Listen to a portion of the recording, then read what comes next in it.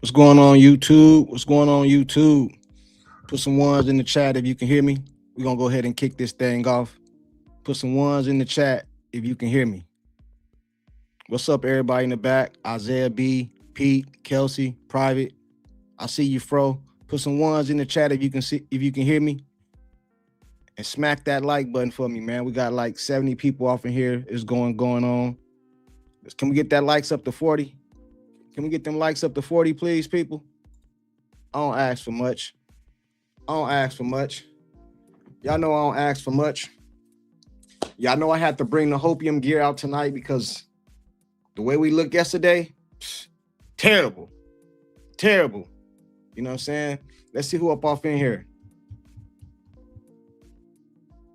We're going to talk about it today. To start this thing off, we're going to do something a little different, and then we're going to get into the Freestyle Fridays, whatever you guys want to talk about, you know what I mean? But I'm going to let you guys know how we're going to do it in a second. Marvin, what's going on, man? TMZ, your courtside fever offense is going to be fine. It's preseason, bro, but our defense is terrible except Raven. We got to get it together. We do got to get our defense together, but I don't think that was it was a big part of it. It was a big part of why we got smacked around yesterday. Jeff, what's going on? He say, Nick Coat, CC the GOAT. All right, you know what I'm saying? We're going to talk about it. Fro, he said, hello, chat. Jeff, what's up, Jeff? Kelsey haters, don't even stick your head out. I'm letting y'all know ahead of time. I'm going up there early to set the tone based on facts and numbers, not feeling, and false narrative. Hey, Kelsey, we're going to break each individual player down today. What that I feel should be starting. We're going to do starting five. I'm going to put them on the screen, and we're going to talk about their skill set and the things they need to work on individually. Nobody gets excluded. Maddie, courtside, have you noticed that CC hasn't attempted even one logo three? Stephanie White already stripped her of one of her deadliest weapons on the floor, pure sabotage. I did mention that yesterday that I haven't seen her take a logo three. I mentioned that yesterday. So I agree with you on that. Straight up, I agree with you on that. Who else in here? Who else above in here? Tina, what's going on, Tina? Tina says, Maddie, it really makes me sick. She's in shackles, and yesterday's loss is the least of the team's problems. Exposed badly, and for those saying CC22 is playing her game her way, well, you're wrong. I somewhat agree with you, Tina, on that one. Private Nobody, what up? The Bronx Kid. Hey, Jeff, what up? All right, so check this out. This is how we're going to do this. Justice, what up? Who else in here? Marquisa, is that how you pronounce your name? Marquisa? I'm sorry if I pronounce it wrong. Down to Earth, what up? Okay, cool. Ivan, what's up? The Caitlin Playbook, what up?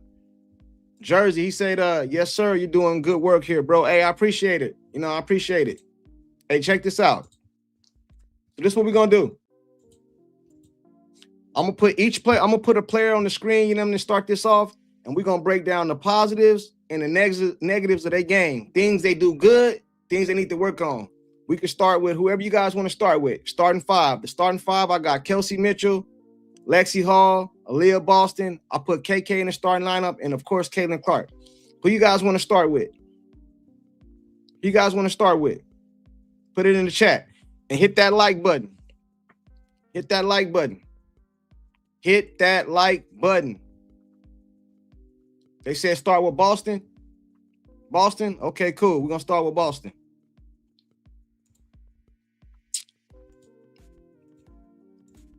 There we go. We're gonna start with Boston.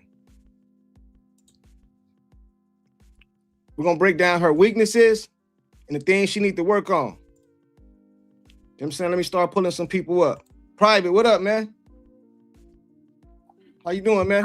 Greetings, everyone, and courtside. Boston, I don't know what she needs to improve because I haven't seen her this season. Right, I know. We're just going to go off what we do know. So what we're going to do is going to go off Boston. Then we're going to go Lexi. I put KK in there. And, of course, CC. So we're going to – what do they need to work on? Okay. You know what I'm saying? Hold on. Before you start, chat, I want to get you guys involved. You know what I'm saying? So when I put the player on the screen, we're going to break down what's this player's skill set and what this player needs to improve on. Because I believe this should be the starting lineup. Now, this might not be the starting lineup, right? It could be Billings or Dantas for who all we know. I don't know. You know what I'm saying? I don't know. Kelsey, what's up, Kelsey? I'm in the building. What's going on with you, brother? How you doing? Hey, man, I'm chilling. How you doing, my brother? I'm doing good, man. I'm doing good. You know what I'm saying? Isaiah, what up? Yo, can you hear me? Loud and clear, man. What's up? How you doing? I'm good. You know what I'm saying? Jeff P, what up? What up? What's going on with you, bro? Not much. What's up? What's up with you? You Sean, sound what far up? away. A little far away. What's going Yeah, on, you sound- Sean? Yeah, what's going on? Courtside, you good? I'm good. How you Pete, doing, what up, Sean? Pete? Hey, Private. What's going on, man? I'm gonna get my food. And Fro, what's going on with you, Fro? No, it's good. How everybody doing tonight? All right, All now right, that yourself. I got all you guys off in here, man.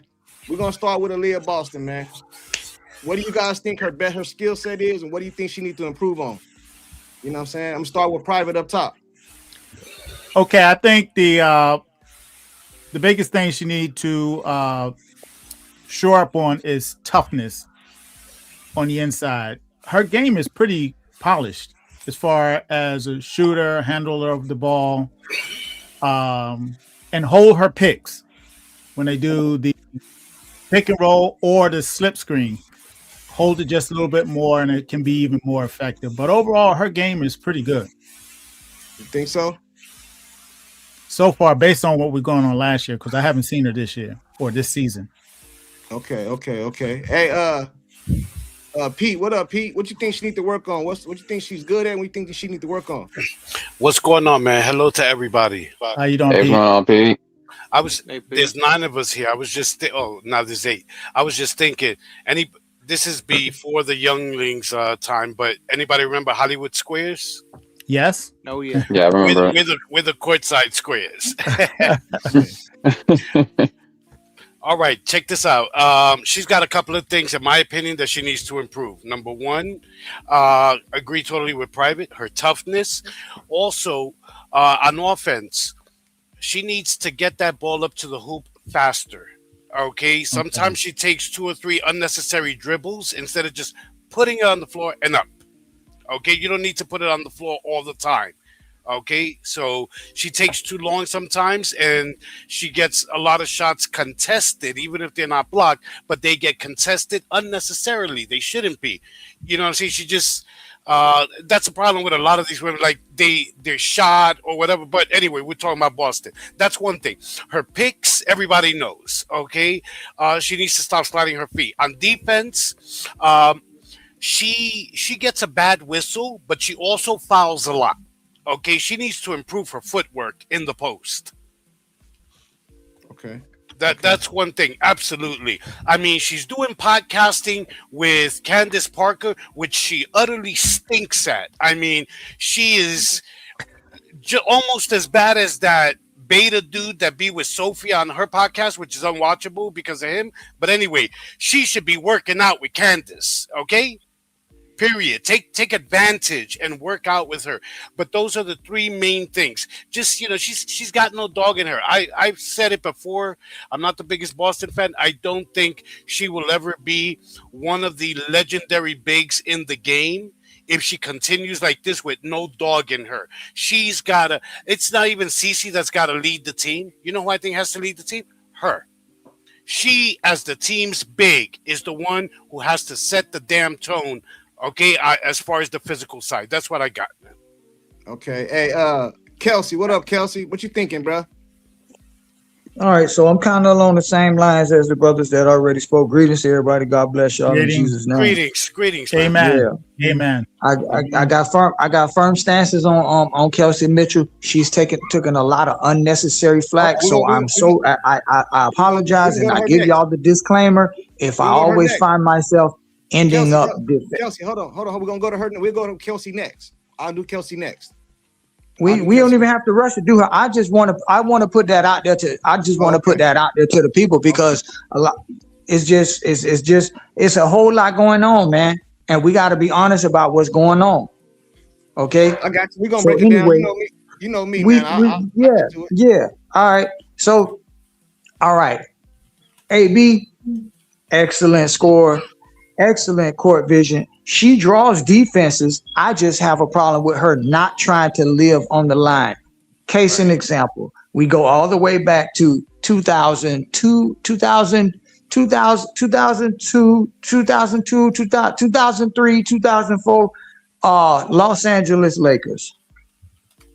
Now, we know Shaq wasn't no good free throw shooter, but guess what? He didn't have a lot of help outside of Derek Fisher and Kobe Bryant. They basically had a big three, all right?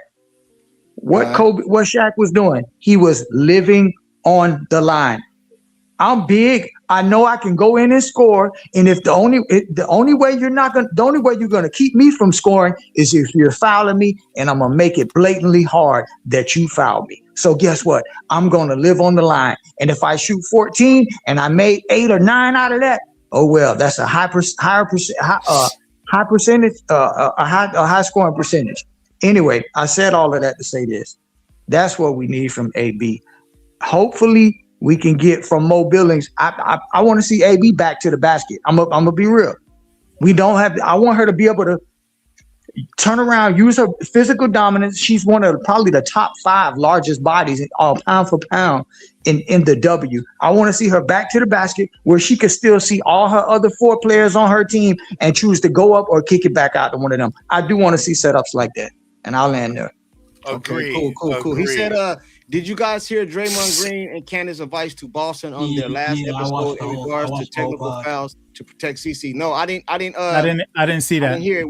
Put it in the chat. What did he say? Do anybody up here know what Draymond Green said to protect CC? Or he probably says slap a hoe. Man, you tripping? Hey, put it in the chat. Put it in the chat if you guys know what he said. I don't know what he said. Hey, Sean, go ahead, Sean. What you thinking, brother? I think for Aaliyah, the things I want to see her improve upon, much to what Pete said, is her toughness, mainly down low against girls that really think they tougher than her. Like, don't let them punk her around. That's it? Ooh, nah. Go ahead. Go ahead, Sean. We don't charge by the word here, brother. Say what you want to say. All right. I want to see. I really want to see her improve. Like, I know she has a really good passing ability, but I really want to see her utilize that more. Like, CeCe's the only one that's always initiating the offense. I think Aaliyah can bring up the ball. She could trust herself to do that a lot more. And I see her improving that 3-point shot, but that's what a 70. That court is 70 feet. Yeah. The court we play in is 94 feet. So I want to see if she's going to put up a shut up with that 3-point shot, stretch the floor, which, it'll help out her teammates even more. So I want to see the stuff that she improved on in Unrivaled. Was it real? Was it fake? I really want to see, if she's really about it. So. Okay, cool. Tina said, I watched it and basically Candace Parker told her for them to work AB had to take one for CC and set people straight. Do she got it in her to do that though? No. Maybe that's something he should have told. That's not her spirit. Yeah, I don't know if she got it in her. She doesn't to do that. You know what I mean? Can I recount something for you real quick? Just to answer your question. I'm sorry. Go ahead. 2024. There was a game in New York, Fever Liberty. Okay, her and John Quell got tangled up under the basket. Nothing too violent like Jokic and this guy, I forget his name the other day, but they got tangled up and they had some words, just words. Aaliyah Boston was never the same after that in that game. As a matter of fact, when she walked away from John Quell, she was literally on the verge of tears. Matter of fact, I qualify it as crying because I could see the moisture in her eyes. Okay, she was on the verge of tears. She doesn't have it in her, man. She's a sweet girl. Very sweet, but she's not a dog. All right. Marisol said she only does it with Asia because she hates her. You know what I'm saying? So I don't know. I mean, she did it with Fee last year when Fee got in her face, which I was surprised by that. But right. Hey, Isaiah, what up, man? What up? Me personally, for AB, I think that I think AB is probably the best true center in the league because I think Asia's a 4. So I think AB is probably, I think she's the best 5 in the league. I think that she's very good at scoring in the post. her first year, there were some issues with her finishing around the rim, but credit to her that she improved a lot from year 1 to year 2. Just with the percentage being able to consistently finish around the rim. She has great touch. That jumper out to like 15 feet, she's very good at. I think I think, despite sometimes that she gets fouls, I think some like screening, I think she's a very good screener. Some of the fouls she gets screening are because sometimes guards don't wait for her to set up before they try to come off it. And I think AB does have a bad whistle sometimes. Like if you see her in the post, sometimes she'll get offensive fouls just because like it's one of those things when you're reffed harder because you're bigger, so you can't get away with certain things. And I think just like I don't remember who said it earlier, but I think the biggest critique I have for her is that I think she needs to learn how to defend without fouling. And honestly, Draymond said something about this like on the pod that you need to like sometimes you need to foul.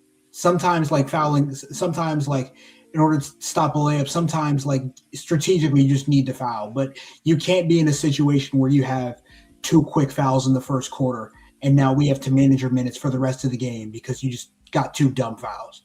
Right. So I think that I think she has to be smarter on the defensive end and defend without fouling. That's probably the biggest thing that we've seen. Okay. Hey, Top Gun 298. Draymond talked 5 minutes about screens and the importance of them, and that you have to take pride in being a good screener. Hey, I agree with him on that, man, because sometimes they take off too fast, man. The screen is not fully set. You know what I'm saying? So basically, you didn't do nothing. Sometimes she doesn't even make contact with the defender. You didn't do nothing. You know what I'm saying? Hey, who I left? Jeff P. What's up, man? Jeff P. I'm here. What y'all doing? How y'all doing? What's going on, man? Aaliyah Boston, what you think her skill set is and what she needs to improve on? I think all around she's pretty good. I think she needs to work on her toughness, like a private said. Like there's a few years ago when Kennedy put that hit on Caitlin, Boston didn't even do nothing. She just stood there and didn't even go and defend her or anything. She needs to take up for her players a little bit more. I think she needs to work on her free throws. I think her free throws are okay, but I think she still needs to improve on those. I think if she's going to step out behind the 3-point line, she needs to work on that also. And the gentleman that just spoke also about her defense, I think she needs to toughen up on that too. And that's about it for me. All right, Boston isn't going to be Xavier McDaniel. Hey, I used to love him, and Anthony Mason. I used to love the Knicks, man. It's not in her personality. Yeah, that's something we just said right now. You know what I mean? But we all agree that Boston. I think Boston would start on every team in the league right now. You know what I mean? Like no matter what team she went to, I think she'd be a starter, especially at the 5 position. You know what I mean? I think she'd be starter. Who was the one that said that she should set up on the block with the back to the basket? I don't know who said that. I said that. Kelsey Okay, that would work well. That would work well in Stephanie's system.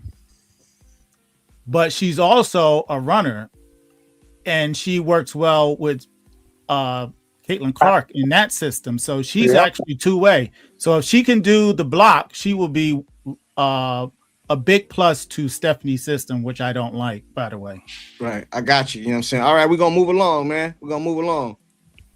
Well, since Kelsey brought her up, we go to Kelsey next. You know what I'm saying? I'm going to let Kelsey go first on this one, man. Kelsey, you seem like you have some stuff to say, so I'm going to let you go first. What is this player's skill set and what she need to work on? What she need to improve on? All right. From the first second of the game to the last second of the game, absolute contributor, the most absolute killer instinct on the team. Undoubtable, unquestionable, the most fast, the most hard to guard, and the most deadly in clutch. That being said, Kelsey Mitchell is the biggest threat in our offensive scheme to any other team that is out there.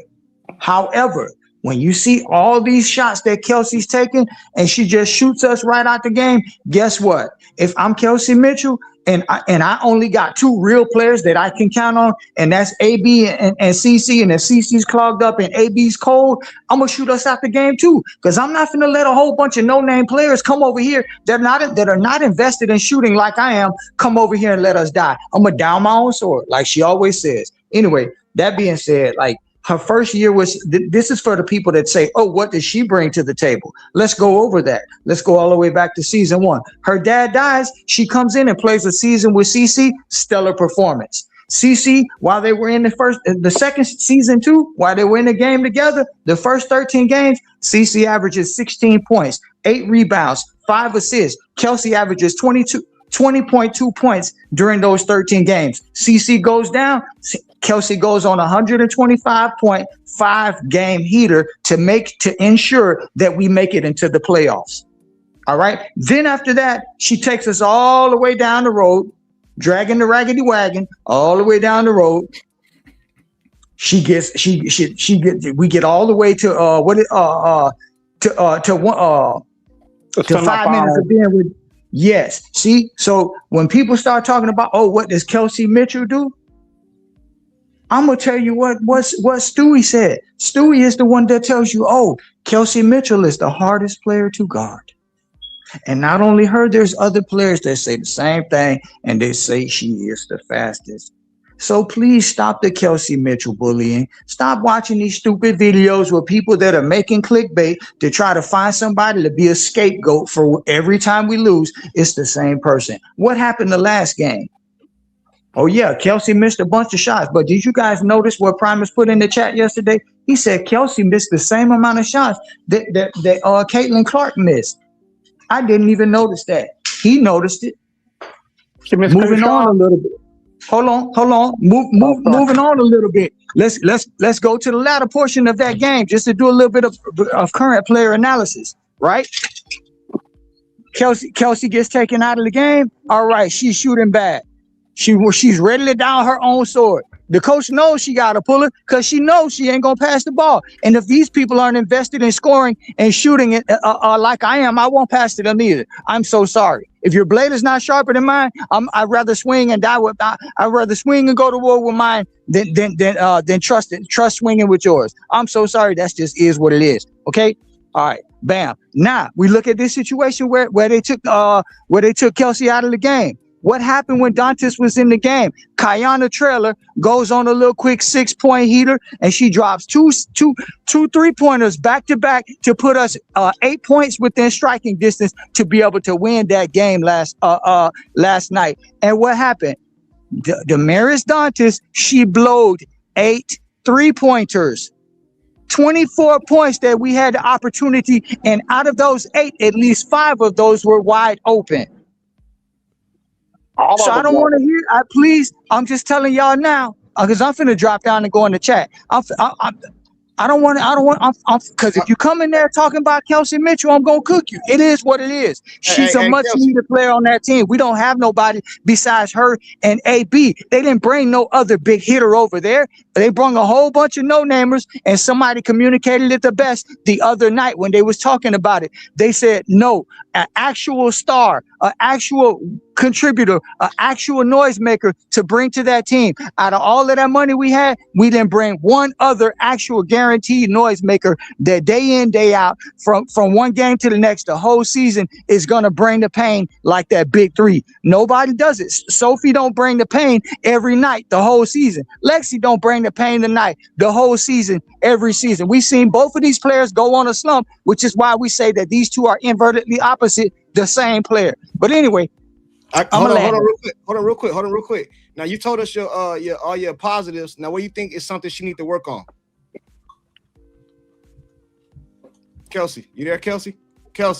Yeah. All right. What is it that you think she needs to improve on? I want to see her stop being humble with everybody else on the team. I want to see her fussing at those players. I want to see her demanding more from everybody else. I want to see her in there acting a fool, acting crazy, and tripping out on everybody saying, yo, I've been here 9 years, bro.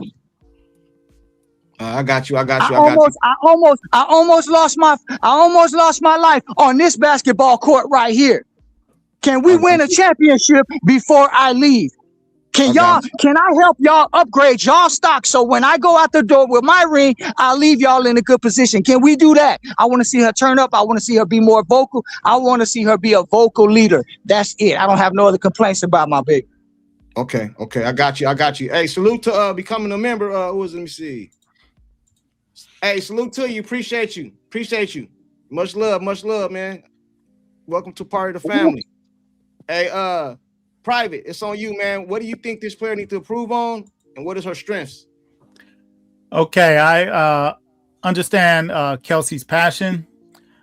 I have to respectfully disagree on a lot. Okay. That attitude would not work in a team concept. To just shoot, notwithstanding everybody else, even if they're doing bad. Even when Cece has bad games offensively, she still contributes to the team with passing and setting the tone of the game when allowed. Unfortunately, the game plan doesn't allow for Kelsey to even contribute like she can because of Stephanie White's system. Because in the free flow, she excels. In the motion offense, not so much, because everything is boxed in and she has to work between the trees. In the free flow, she has open lanes and open spaces, especially on the wings. So her game is somewhat curtailed by the game design. Now, I think court awareness is the biggest thing that she needs to work on, because generally speaking, if she's dribbling more than 5 times, it's not a good thing for the team. She dribbles way too much before getting a shot up. Yes, she's an offensive threat. She's about the second, maybe first or second 2-guard in the league. We give her that. She does hustle when she can. She is the fastest, or amongst the fastest, because looking at Raven is really fast too. And other than that, I think she would be good, but she needs to pass more. Because a lot of times when she do pass, she gets it back anyway. So it's not hurting her to pass. I'll leave it at that. Okay. And did you say her strengths? Did you say her strengths? Yeah, her ability to score. Okay. My bad. Hey, chat, we're going through the starting lineup, and then we're gonna get into Freestyle Fridays, man. I just want to go over it because I feel like this should be the starting lineup. If you just came in, we started with Boston. We on Kelsey Mitchell. We probably do Lexi next, and then Cece. You know what I'm saying? So we just going in order. You know what I mean? Everybody that just came in, hit that like button. 100. It's 200 people in here. Only 57 likes, man. 40 of y'all hit the like button for me. You know what I'm saying? Then we're gonna get into Freestyle Fridays. Talk about yesterday's game. Talk about tomorrow's game, and talk about what we look forward to this season. You know what I'm talking about? Hey, Sean, it's on you, man. What are Kelsey's skills, and what are her stuff you think she needs to improve on for the betterment of the team? All right, Kelsey's skills. Very, very good ball handler under pressure. Very, very good isolation player. Very, very good scorer. Yeah, I like to see her score when it's like less than 2 dribbles. I feel like she's money. When she's connected with her teammates, when they're running plays, I mean, there's no better person to give the ball to. When you're driving baseline, you give it to Kelsey. When you're running, out in pace, you give it to Kelsey because she's the fastest player on the team, I think, besides Clark. To me, those are her strengths. And as far as her weaknesses or deficiencies that I would love to see her improve upon, and to me, it's kind of hard because she's 9 years deep.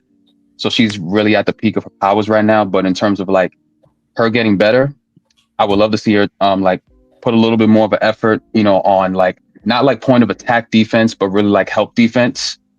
I would love to see her, contribute more on that side.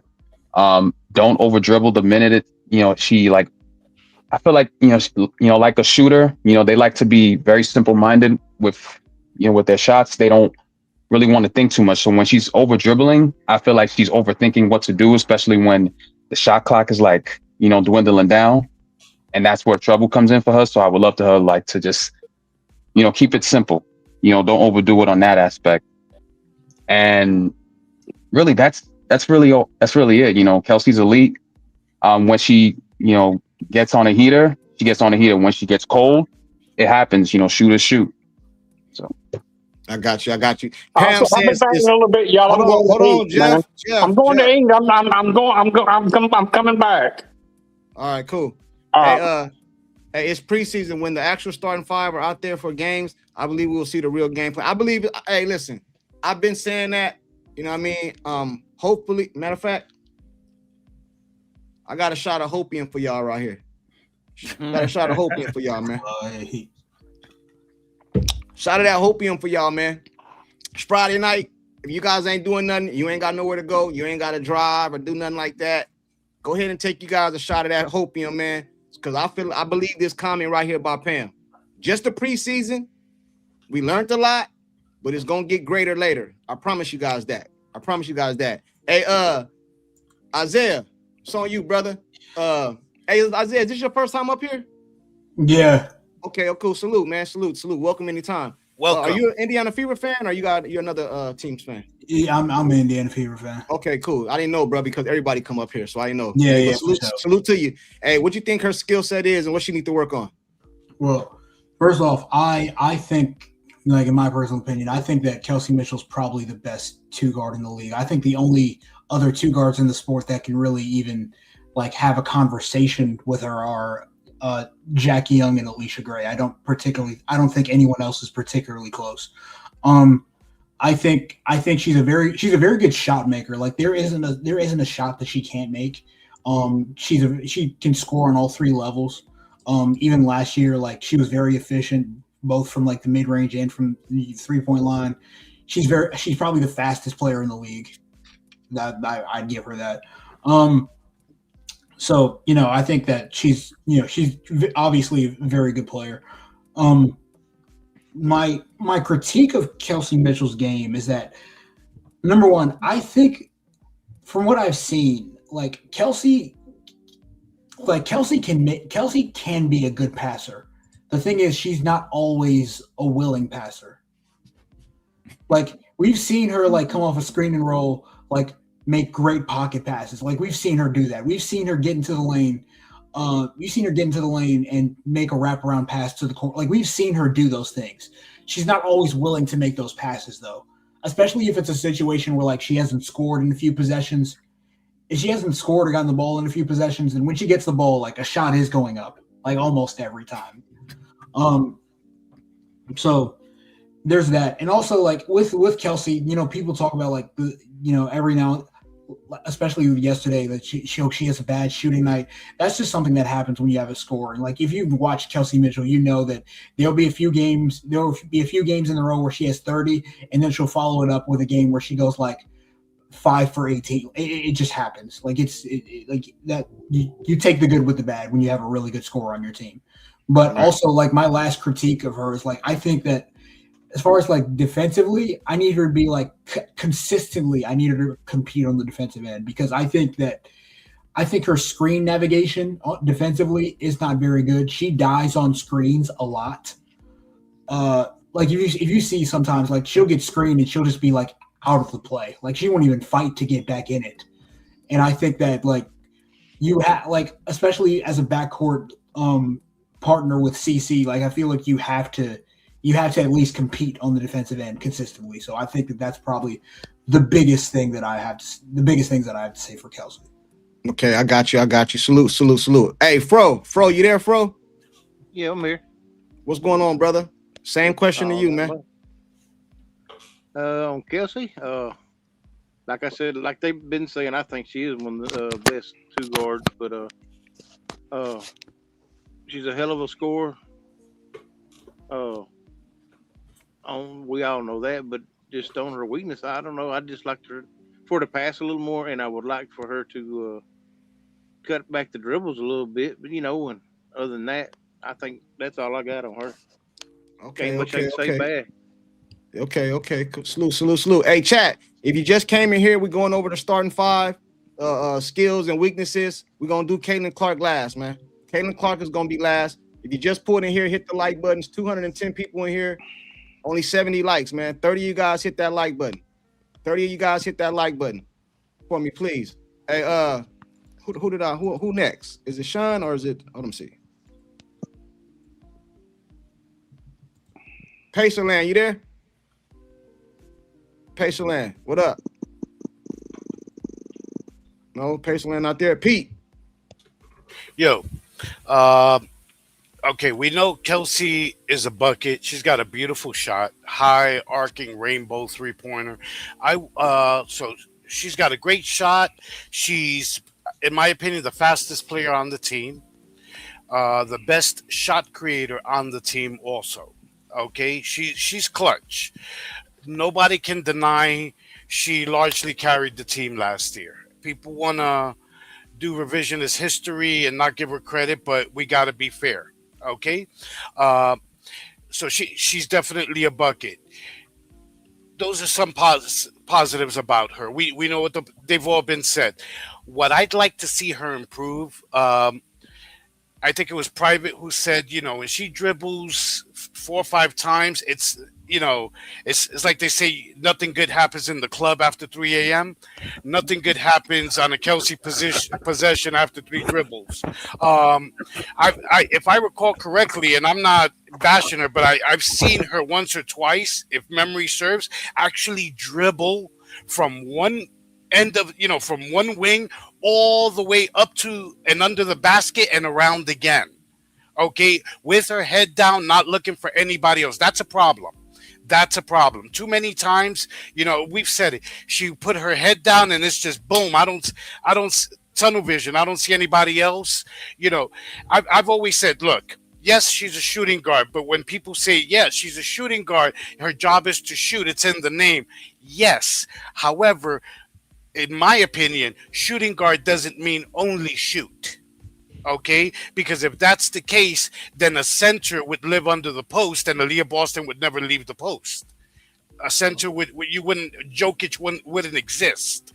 Okay, so you've got to pass also, because when Stephanie White talks about different people getting touches, fine. The problem is, then if that's your system, then you're playing 4-on-5. Why? Because you know that when Kelsey gets the ball, that's it. Like Isaiah said, a shot is going up.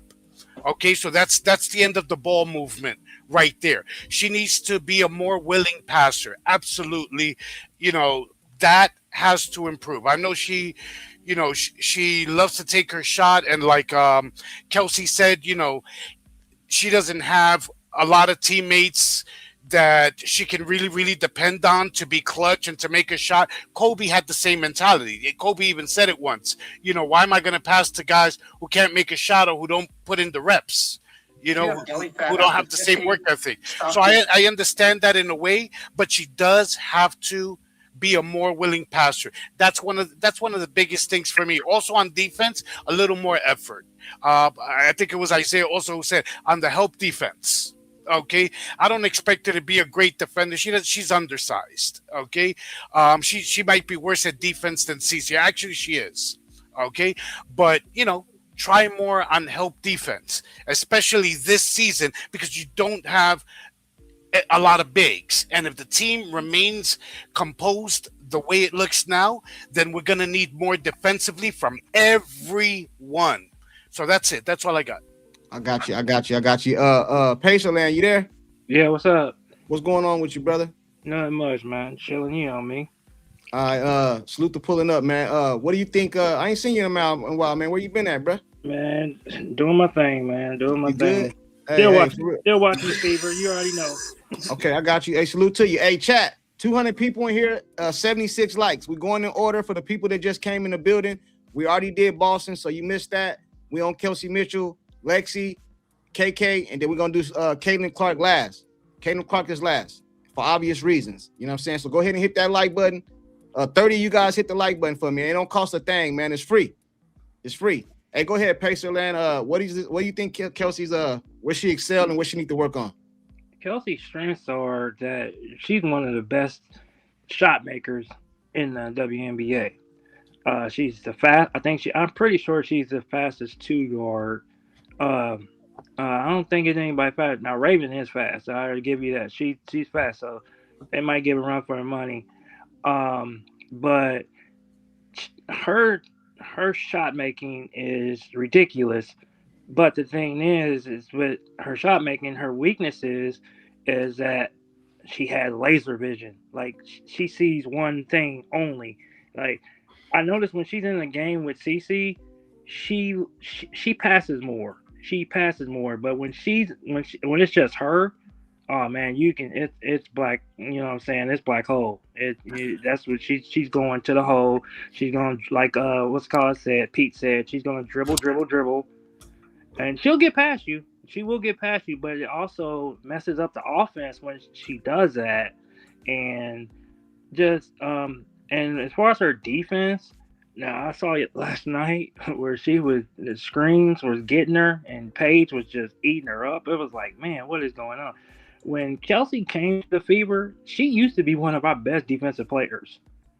One of our best. And I don't know what happened. I don't know. I don't know. Just being 9 years into the league, she just is not as quick as. But she, like he said, I think Cece's better than her now, as far as reading the screens and everything.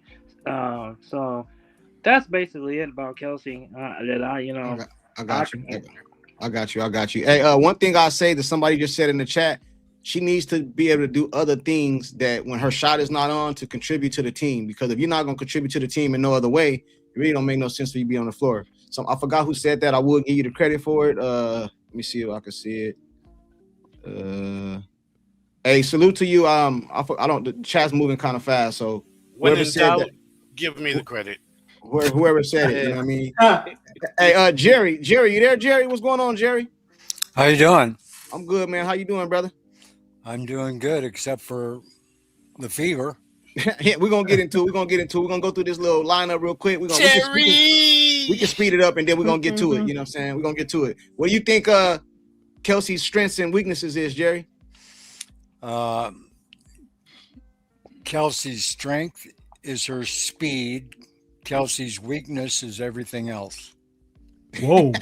Damn. Whoa. Summed it up. Hey, listen. Interesting take. Hey, Yeah, courtside.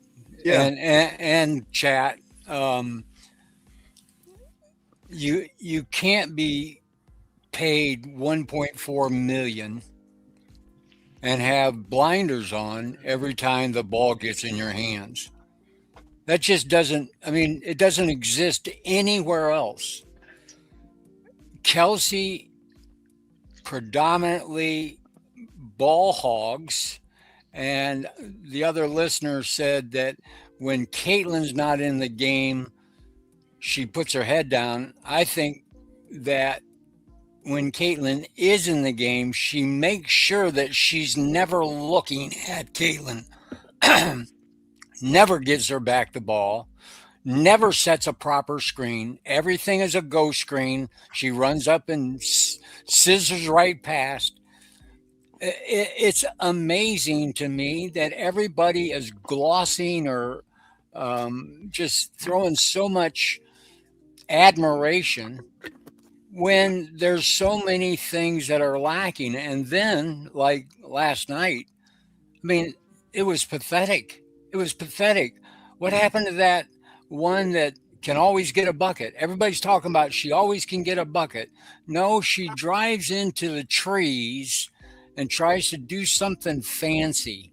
Or she does like you or somebody else said, she'll dribble all the way around the court, around underneath the basket, back out. It's a waste. And it sure as hell doesn't build any kind of synergy with the team. And, we're going to talk about Caitlin in the end, but it's just beyond me. I just get so frustrated that Stephanie White cannot see that with the ball in Caitlin Clark's hands, everybody feeds. All of them get to eat. All of them. I got you. Who did I miss? Did I miss anybody? Maria. Maria. Yep. Darling. Hello, on, all Maria? my darlings. Hello, Private. Hello. So, Kelsey Mitchell. Okay. Um, I'm not going to repeat everything that everybody has said because I really do agree. I'm going to go in a little different route if you don't mind. Because, courtside, remember, you have said it several times that Kelsey, Cece, and AB, before anyone else, those were the Splash Sisters. Yeah. I'm looking at it more as there's a fracture there. Those three. There's a common denominator within that fracture, and that's Stephanie White. I think that these three women need to get together somewhere away from all the hoopla, all the cameras, all that stuff. Those three need to get together and work on what those Splash Sisters were.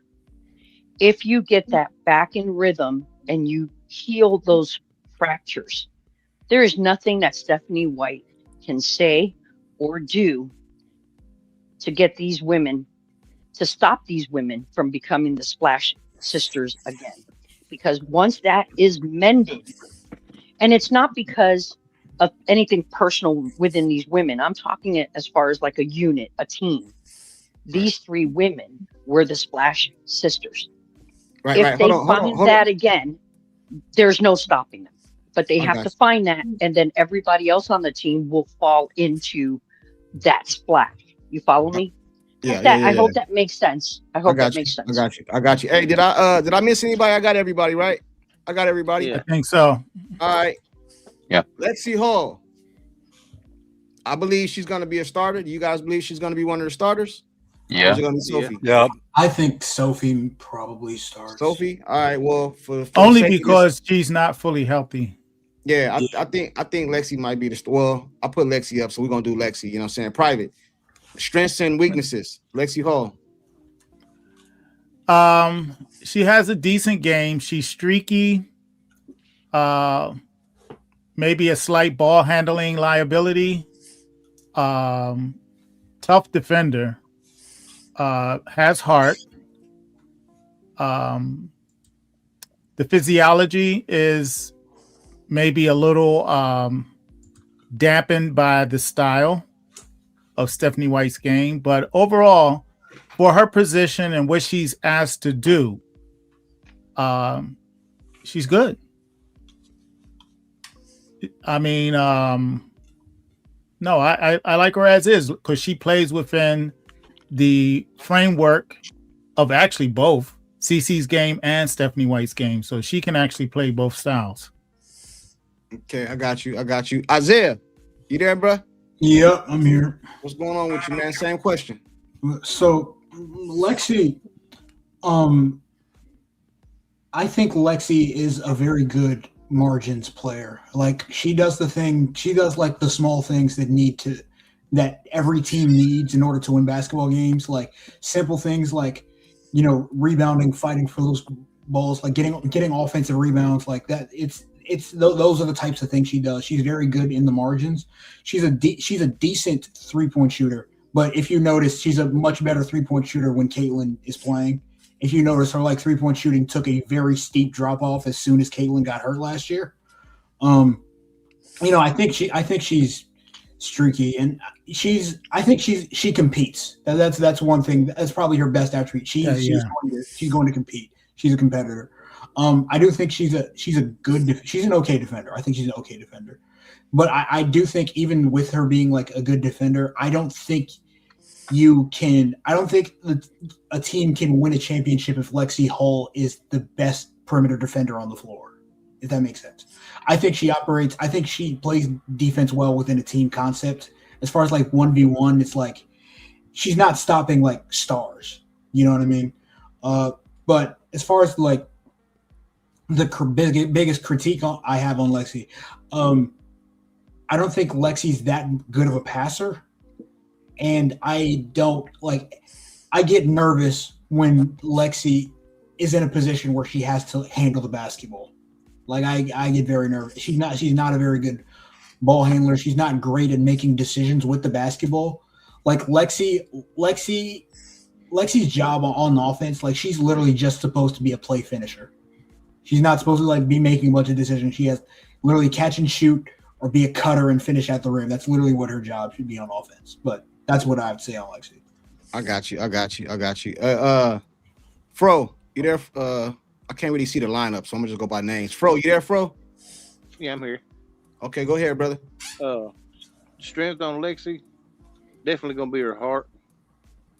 Girl got heart. She's pretty daggum tough. I would like to see her get her shooting confidence back. Just be confident, and no matter who's on the floor. But her weaknesses, I'd like to see her work on. Like he just said, passing would be one, and ball handling, and that's all I'd say for her. All right. Hey, Pete, Lexi, what you think about Lexi, brother? Skills and weaknesses. Okay, man. Lexi is a rich man's Joakim Noah. She's a grinder, and I say rich man's only because she has a shot. Okay, she has more offense than he did. Yeah. She does the things that a lot of times don't show up on the stat sheet. Okay, so she's a gritty player. Like somebody said, she has heart. She's a very serviceable. You could even say above average defender for sure. Okay, she's one of their best defenders, which tells you how bad of a defensive team this is. But I do give her credit for her defense. She brings an energy out there that you need. She's got a good motor. She's always got good energy. Okay, so that's my positive for her. Negatives. I hate watching her shoot because every time she shoots like a three, for example. First of all, she doesn't shoot a mid-range. On layups, she's almost as bad as Angel Reese. She utterly sucks at layups. Okay, she sucks. And on threes, I know there was a time when she had a high percentage. I just don't like her shot. Every time she shoots a three, I feel like I just watched her like put on makeup, have lunch. Her release time to me is not that fast, and she needs to be super wide open to get it off. I'm not saying she can't get off a contested three. We've seen her do it. I'd like her release time to become faster. Okay. And her passing, definitely, like somebody said, her passing is not great. She needs to improve that. It's not the biggest thing she needs to improve, but it's in there. But I like her. I mean, I wouldn't start her, but who else are you gonna start? Her and Sophie are the same player, and I think offensively she might be a little more consistent than Sophie. Okay. I got you. KP, you there, KP? What's going on? What's up? What's up with you, brother? Lexi Hull, strengths and weaknesses for the betterment of the team. So she's a great glue player. She always hustles. She got very, very, very good defense. And it's safe to say, I believe that the way the refs have officiated so far, you're going to really show how elite of a defender she is. So she's a great defender. I think she's a pretty good three-point shooter, and she's been working on her handles. I would say she's at the cost of being a 3-level scorer. She got a decent mid-range. That's going to get better. She got a decent three-point. That's going to get better. And she can drive left or right. Yeah. I got you. What she can work on? She can work on. She could work on what everybody else could work on. Whatever they lack in. She could work on her ball handling skills a little bit. But honestly, I think she just needs to improve on what she needs to improve on.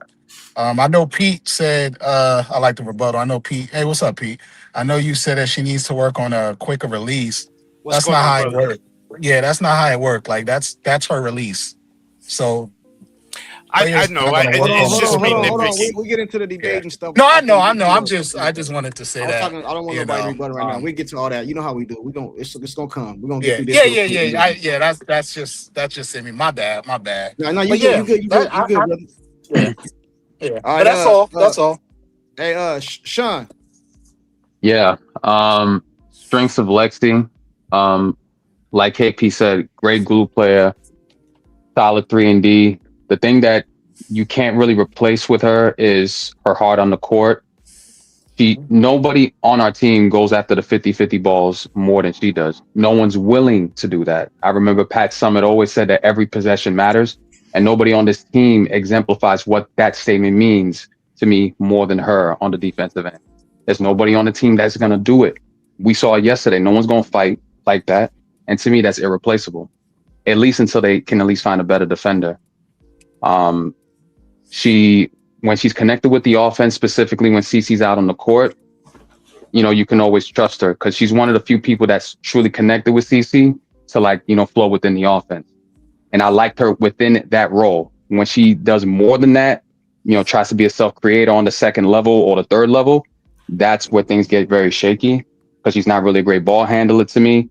And when it comes to finishing, she's very, like Pete said, very hit or miss with those layups. So I don't really want to see her do that unless a play is set for her to cut back door, or if there's a pick and pops, play set for her.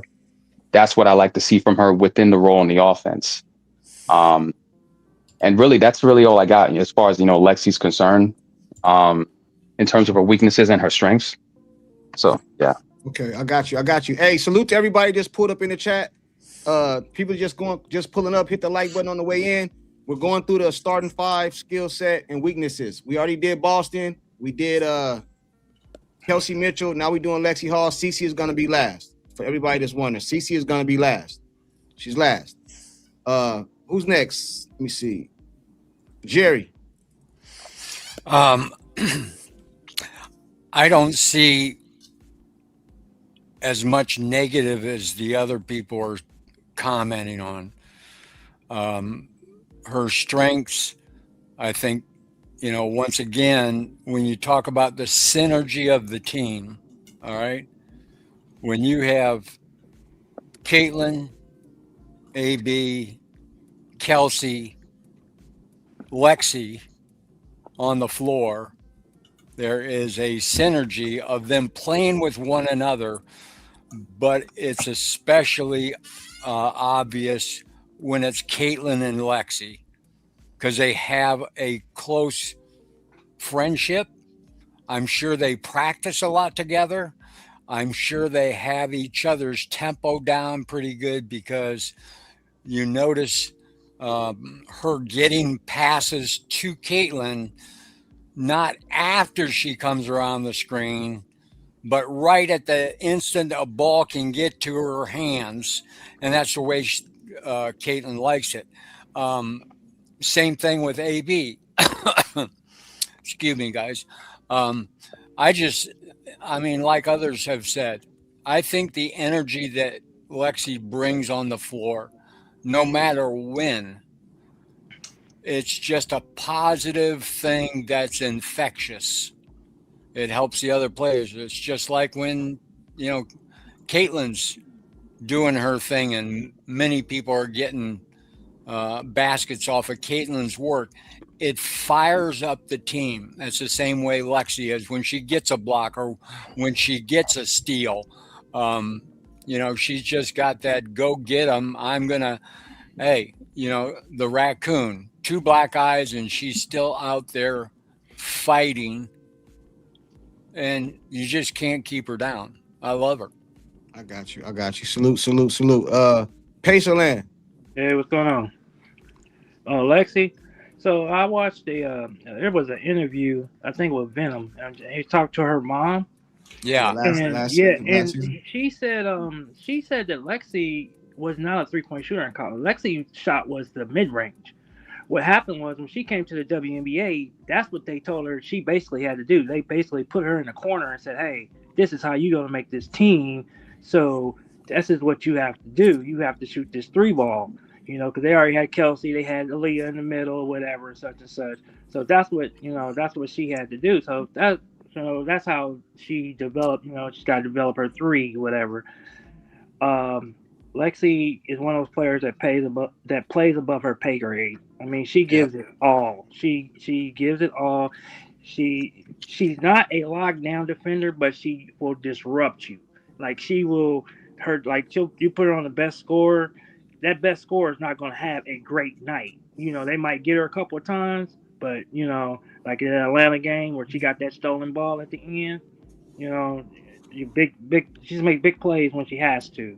Her weaknesses is Lexi can't make a play on her own, which is crazy because her mom said her thing was mid-range. So I don't know. She just don't want to do that no more. Just because that's what they told her, stand in that corner, shoot that three. But I think her handle can improve. I think she can be better with her handle, but I'm not sure. But and just her like I said, her layups. Everybody in WNBA need to practice layups. I swear. I've never seen people miss so many layups in my life. I do hit the square. I just don't understand it. I really don't. But other than that, yeah, man, that's basically it about Lex. I got you. Did I get everybody? Isaiah, did I get you? You didn't get Maria. You didn't get. Oh, go ahead, Maria. I'm sorry. That's okay. Lexi Hull, good defender. I also call her the killer raccoon because she gets beat up but doesn't give up. So I got to respect for that. I think she has to get her confidence back where, if the ball's passed to you from anyone and you're open on that three, don't think about it. Just shoot it. Because that's the only way you're going to get better at it. Because there's been times where you've seen where she's made, she's been on a hot streak and she gets those three and then all of a sudden she loses her confidence or her timing or whatever. I think she just get the ball. If you're open, shoot it. We'll deal with the rest later. Okay. Thanks, guys. Okay. Hey, everybody that just pulled up, hit the like button for me, just so you know you're informed. Hey, what's going on, Julie, an American girl, Bronx kid? And we're going through the starting lineup that I think should be starting lineup and their skill set and the weaknesses and strengths. We did Aaliyah Boston. We did Kelsey. We did AB. Now we on Lexi. Then we're gonna do, of course, Caitlin Clark last. I know that's where I kind of don't even want to do Caitlin Clark because I know how that's gonna go. You know what I'm saying? I don't even want to do that one. Hey, but KP, did I get to you, KP? Yeah, you did. Okay, cool. We're gonna go ahead and move along then. Timpson. I feel like Timpson should be in the starting lineup as of right now. That's my opinion. You know what I'm saying? And if not KK, I would probably go Lexi Sophie. I don't want Billing starting. I don't want Hines Allen starting. I want her starting. If it was up to me, or I'll go Sophie Lexi. You know what I'm saying? But I'm gonna start up top, private. If she was starting in the lineup, what is her strengths and weaknesses? Her strength is she's a live body, young, can jump out the gym for a woman. Her liabilities is almost everything. She still has to learn. She gets in the block, hesitates, gets swarmed, then tries to force a shot. She done that way too often in the preseason so far. She needs to, get it and go up. Be a little bit more careful on her defense because sometimes she overcommits, and either they get around her or she'll foul. But overall, I like the fact that she's a live body, and right now with the lack of bigs, she can be an asset just to, keep the boards in check, and especially on the offensive end because she got hops so she can quickly jump to go after offensive boards, and they're going to need it. So I agree with your assessment that she should start. Hines Allen, like you said yesterday, her locker should be cleaned out. And Billings, she's a sweeter. I still like her. And if they play CC's offense, she would be a definite asset because she's a good screener. That's another thing. She has to work on her screens also. But overall, She's still a work in progress, and I see good things for her if she stays committed. That's it. I got you. Hey, Charlie Bulldog, boxing and Bulldog. Why you trying to cancel me, bro? he said, are you going to put Stephanie White up there too, bro? Hey, you should. Hey, listen, man. That's what I was thinking. Hey, they gonna be kill. the All right, freestyle part.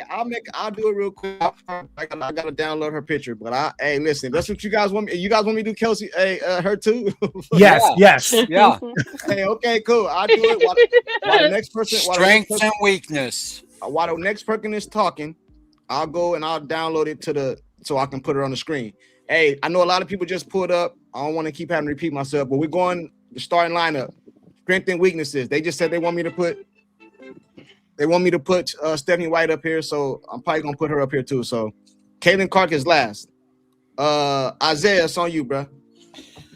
So my thing about KK, if I'm being honest, I kind of disagree. Where like I don't think that the way she is now, she's good enough to like be a starter. Right. For the thing, like I do think she's an asset though. Like what I think that her strengths are, obviously she has all of the physical tools. I mean, she's 6'2". I believe her wingspan is about like 6'10", 6'11". You know, she's very athletic. Surprisingly, something that I think, you know, that I didn't notice until like recently is that she does have good touch around the rim. Like she does have good touch. So I'll give her that. And I think she can compete on the defensive end. Okay, that being said, her weaknesses. I said this last year and I still say it now. I think the game moves too fast for her. I don't think she's able to like make quick decisions on the court. Like if you watched her play like last year and you watched her play in EuroLeague, it's like she's not a good passer. Like she's not a connected passer. I know that somebody like made a YouTube video saying that KK didn't have like an assist in like 40 consecutive basketball games, but I mean, I think in the 4 position, like to start on this team, you need someone who's going to be able to like, if Caitlin gets blitzed on a ball screen, someone that's going to be able to catch it in the short roll and be able to make a decision. And I don't think KK is that player right now. I think that, you know, with time and experience that she'll get better, but if she's put in a position where like the ball swung, she gets the ball and she's not in a position to like just go straight up with it, and she has to make the next pass or make the next play, she's not like mentally. I just don't think like she has enough experience in the league to be able to make quick decisions with the basketball. And but you know, I still think she'll be an asset for the roster. And obviously you don't have her on too much money, so it's fine having her there. I got you. Hey, chat, I just downloaded Stephanie White, so we'll do her too. I got her lined up. You know what I'm saying? We can get to her. Who's next? I can't see the bottom. Pete. Is it Pete? Thank you. Can I go? Because I got to pee. Go ahead. All right. I like KK. Sorry, oversharing. I like KK. I love her wingspan. She's strong. She's young. Like somebody just said, you got her on a rookie deal. That's always a plus. Okay. That's like, you know, when you have somebody with a lot of potential on a rookie deal, that means it wasn't a wasted pick and you're playing with house money. Okay. You've got a couple of years to develop them and really see what they have. And if they don't pan out, then you trade them. Okay. But if they do, then you got them for 4 years locked down. Cheap. She, you know, I think she can be definitely an anchor on defense alongside Boston. Okay. She can give them a lot of help this year. She's still very green, like the first person said. However, I'm giving her grace because we know that Stephanie White is old guard. She didn't play her a lot last year. She doesn't like playing rookies. However, she ain't going to get away with that this year, or at least she shouldn't, because if she plays Raven a lot of minutes, or at least, you know, then how do you explain not playing Kiki when you need defense and you need some size, but more importantly, defense? So I think she's going to get more minutes this season, honestly, I would start her. Absolutely. I would start her for sure. And I think they should. If you're going to go young, then embrace the young. Okay, and go all in and start her. She's got a huge upside. I don't have much to say about her. However, last year she did look lost a lot of the time out there. But again, I'm giving her grace because she couldn't get into a rhythm. She wasn't played that much. She would be played like 2-3 minutes and pull her. I got you. I got you. So that's it, guys. I got you. Hey, I just want to say something. I agree. I seen somebody in the chat say this. Listen, I'm just saying she's a starter on this team. Like her skill set, I don't think she's a true starter in the league. But on this team, over Billings, Allen, and other than playing Sophie and Lexi at the same time, I think she's a starter on this team, and that's why I put her clarification in the starting lineup. Sean, it's on you, bro. Michaela Timpson, athletic. There's a lot of raw potential. 6'2", with a 6'9", like 6'9" wingspan, something like that. Yeah, man. Really, she's just raw talent. You know, she could jump out the gym.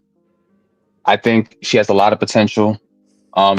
Like her inside game in college when she was in Florida State, I remember the game that she had with Notre Dame. Like her post game skills, like they're there. I just feel like at the next level where she's at right now, her processing it has been a bit of a problem because I think she's very slow with her feet, you know, and like, especially in comparison to like other established, post players in the league, she's a step behind, which worries me a little bit in terms of her processing.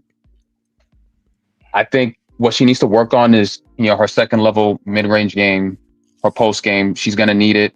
But I feel like she's making strides, because I've seen her, like her shooting mechanics, at the free throw line. I'm like, okay, she's been working on that. But when she was overseas, like her processing just wasn't there. And that I feel like is what's holding her back from like possibly getting a starting spot and, getting minutes. But to Pete's point, you got to get your feet in the water, and, tapping the water isn't going to help her, so I feel like she's going to need, some more opportunities to really showcase what she can do, but you have to put her in a position to be successful, to like showcase what her strengths are. Otherwise you just wasted a pick and we're never going to really see what she can become. So that's really all I got for KK. I got you. Hey, I see a lot of people in the chat saying y'all guys are nuts. You going to start KK. I'm basing that off what I seen yesterday. You know what I'm saying? The people above her. Who we gonna put in there? Hines Allen. You see how she played yesterday? Billings. You see how she played yesterday? Dantas. Do you see how she played yesterday? Hines Allen can't get 2 inches off the floor. So like I said, Hines Allen is J.R. Smith. I don't think she's a starter, but on this team right now, I'll start her. Well, courtside already cut Billings yesterday. Unless you're gonna start Sophie and Lexi together, I'll start her, man. Hey, I'm just saying. Hey, I'm just saying. Hey, I seen that yesterday. I know it's preseason. But you don't gotta look like that in preseason, man. So you're gonna base courtside. So you're gonna base it off of 2 games? No. Listen, brother. We only got 3. Listen, this is what I'm saying. I'm not gonna base the overall team off of 2 games, but individually you shouldn't look that bad. As an individual, that don't got nothing to do with preseason. You on the basketball court, been playing basketball for years. Hines Allen shouldn't look like that. You know what I'm saying? Billings shouldn't look like that. You know what I mean? Dantas shouldn't look like that. All right, so Kelsey and Caitlin. No. Hear me out. So Caitlin played bad first game. I'm not gonna say she played bad. You're missing my point. No, you ain't hearing what I'm saying though. I know, but let me explain because I don't think you understand what I'm saying. I'm not saying I get killed on my own channel for telling the truth. And when Stacey play bad, I say she played bad. When Kelsey play bad, I'll say she played bad. I'm not talking about they play bad as they miss shots and stuff like that. Cece had an off shooting night. Kelsey had an all shooting night. I ain't talking about Dantas and Hines Allen having bad shooting nights. I'm talking about terrible, bro. You didn't see the game. I saw the game. But this is what I'm saying though. But what I'm saying is that if you're gonna, this is what I'm saying. But this one I'm saying, first of all, it was high basketball IQ with It Hines was Allen terrible. Hey, and hold on, I'm with gonna go to what you you next. call it. I'm gonna go to you next, then, Go ahead. KP.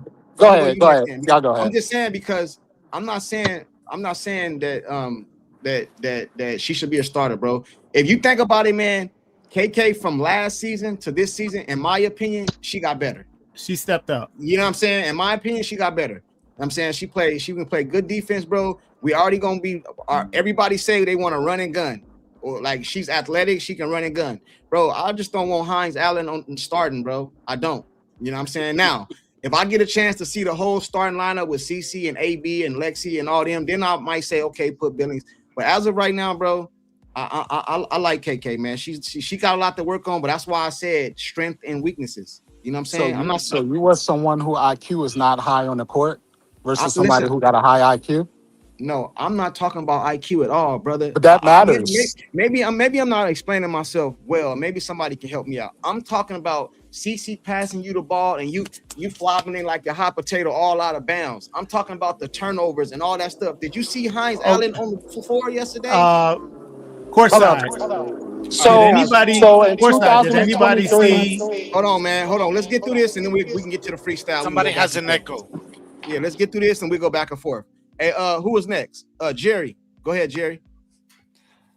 In my mind, I mean, I like KK, but no way she should be starting. I agree. I agree. I agree. No way. Who should start? Hold on real quick. Julie says CC, AB, Kelsey Mitchell, Lexi Hull, Mo, and Mo Billings. Yeah. Yes. All right, well. All right. Hey, Julie, why you say that? Go ahead, Jerry. I'm sorry. I'd rather have Passau than Mo Billings. But, once again, we're trying to put things together on what we see for potential in any one of the players. And yet we haven't got the biggest star pulled up yet. Stephanie White. Stephanie White. We're gonna do Caitlin and I got Stephanie White pulled up, man. We're gonna get to her. That's why this is not negativity. I'm just asking, but the skills and what they need to. That's everybody can improve on something, man. You know what I'm saying? When I see KK on the court, okay, I don't see her as being fast. I don't.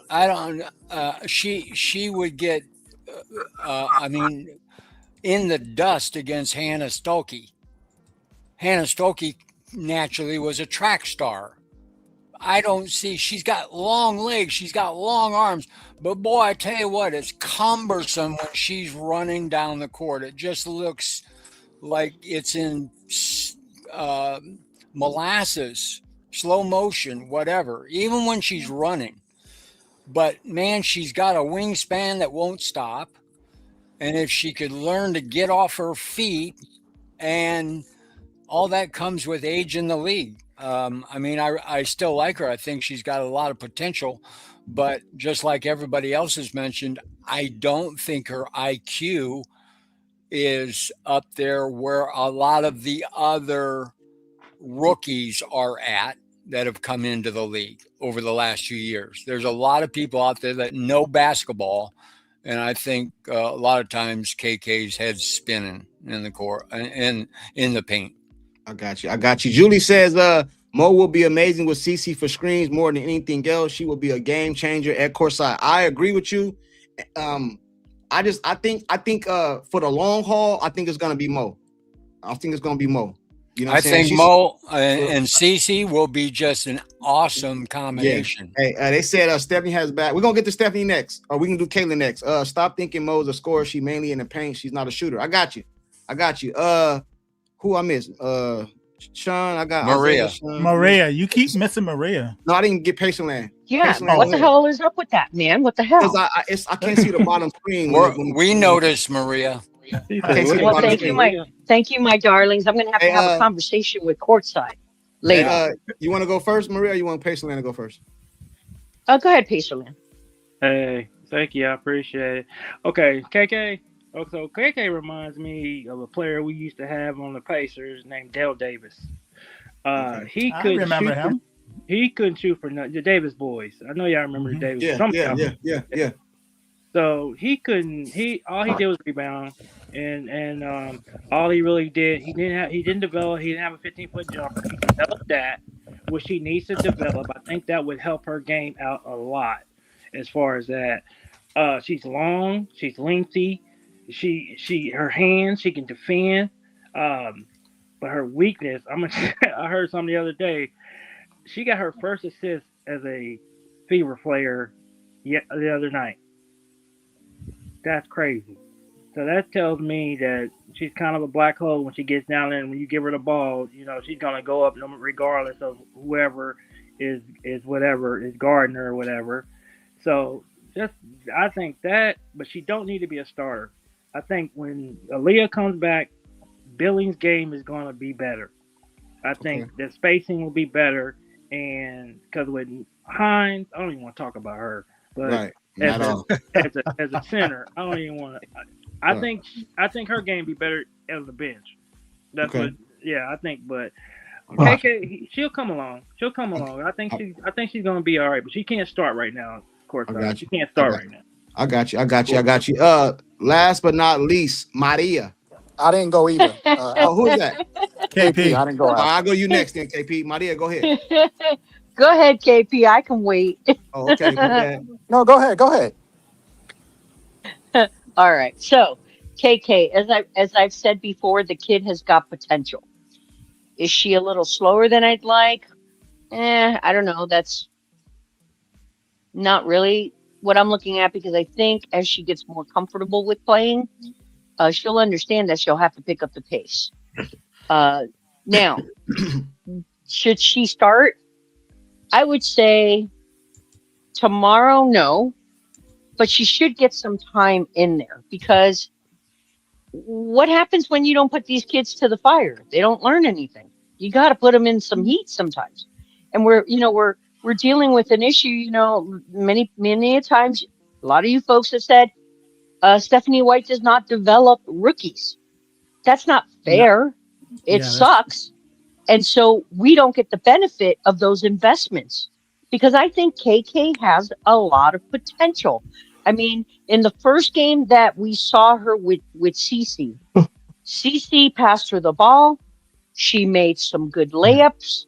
She also came through with her foul shots. We don't get to see that, and she doesn't get to experience that if she doesn't get time on the floor. We have to make these investments whenever possible. And especially because we honestly don't know the circumstances of what's going on with AB. Because for all I know, they'll put her into play for a few minutes, and what then? They may just do it just to shut the rest of us up to go, okay, we'll put AB in and then take her out. So right now we don't have any other bigs. So we need to throw these kids in the fire so they can get used to the pressure of going, oh crap, somebody may be down. It's my turn. I got to stand up. If they're not out there, they're not confident. It's not going to happen. So I don't have an issue investing in this kid because she's got potential, but somebody has to let her play, especially when we're ahead. Put her in for a bit every game. If we're ahead, put her in. Let her get her experience. So when we need her, should we need her, at least we have a little more confidence that maybe, hey, she's getting the rounds, that she's getting better. You know what I'm saying, guys? Yeah. Thank you. Yeah. Oh shit. Thank you, Maria. Thanks, Maria. Yeah, I'm proud of you, Marie. Made me proud. Go ahead, KP. You know what? You're just sucking up to me because you missed me a few times. That's all. I love you, courtside. I love you. KP. It's on you, KP. All right. So this is my opinion. Well, first, I don't think she should start at all, because you got to know the plays. I can tell she don't really know the plays. If the plays are broken down, she don't really know where to go. So yes, I don't think that she should start right now. Her role, right? I think that her role, and it just goes into the starting. I think her role should be getting rebounds, setting screens. If she's going to get some points, it's going to be putbacks. She don't need to do assists. She's a big woman. She's a big woman. Like the bigs they're not known for, kicking it out, even though there's times she should have kicked it out and she was quadruple team. But yeah, I don't think that she should start at all because, and I do agree that she should play. Like she should get her feet wet, but she doesn't know the plays. I can just tell where she at that she doesn't know the plays. And when it's broken down, she don't know where to go. So that's just my opinion. I got you. So that's everybody. The chat saying I don't got no chivalry. Hey, listen. Hey, I always tell the ladies when they come up here, you know what I'm saying? We give them the men up here, we give them the same respect. We treat them like us, like the same. You know what I'm saying? So that's why we do that. They said I should have let Maria go first. I'm sorry. I will. I'm sorry. I promise. My bad. Equal opportunities. No. You know what? Of course, I agree with you. Just I'll wait my turn. People were here She's before one me. of the guys. Maria's one of the No. guys. She one of the guys. Yeah, Hey, I Nah, can she wait. should go I can first. wait. She should go No. first. We good. It's okay. We got two left. We got Stephanie White and Caitlin Clark. Now I know these are both gonna be controversial, man. So can I say this first? First of all, I'm not down in CC. I did it for everybody. We went through the whole. Listen, no disclaimers. I like this. No. I like the disclaimer. Hold on, Pete. I just want to make sure we clear because I know what this is about to do, man. You know what I'm saying? Somebody's gonna come in here and see CC on the screen. Oh, you're killing CC. Hey, Kelsey, listen, hit that like button, man. Everybody hit that like. Can we get up to 115? Can I get 115 likes, man? We got 220 people in here. 109 likes. Can we get that to 115 at least before I start getting slaughtered? Huh? Before I start getting slaughtered. Y'all know what it's about to be, man. I don't know why y'all made sure to do that. Who you guys want to do? Kelsey? Stephanie. Stephanie White. No, let's do CC. Let's get it out the way. Hey, we ain't doing nothing until we get them likes to 115, man. It's 110. 5 of y'all hit the like button and tell me in the chat who you want to go next. CC Stephanie. or Stephanie White? Yeah, let's do Stephanie. I'm gonna let the chat decide. Chat, CC or Stephanie White? They saying CC is the perfect courtside. End on a good note with CC. One more like. 115, man. I got 114. Hey, man, why is it y'all so hard for y'all to hit the like button, man? This shit free for this intellectual content. Hey, man, I let y'all come in here and kill me. I don't block nobody. I get called short yellow bus rider. I get called the short yellow bus. It's about to get good in here, man, for real. Man. All right, hey. Okay, there we go. All right, who you guys want to do? Stephanie. Yeah, let's do Steph. The chat is the one hit the like button, bro. I gotta go what they say. They're saying Stephanie. CC, Stephanie White,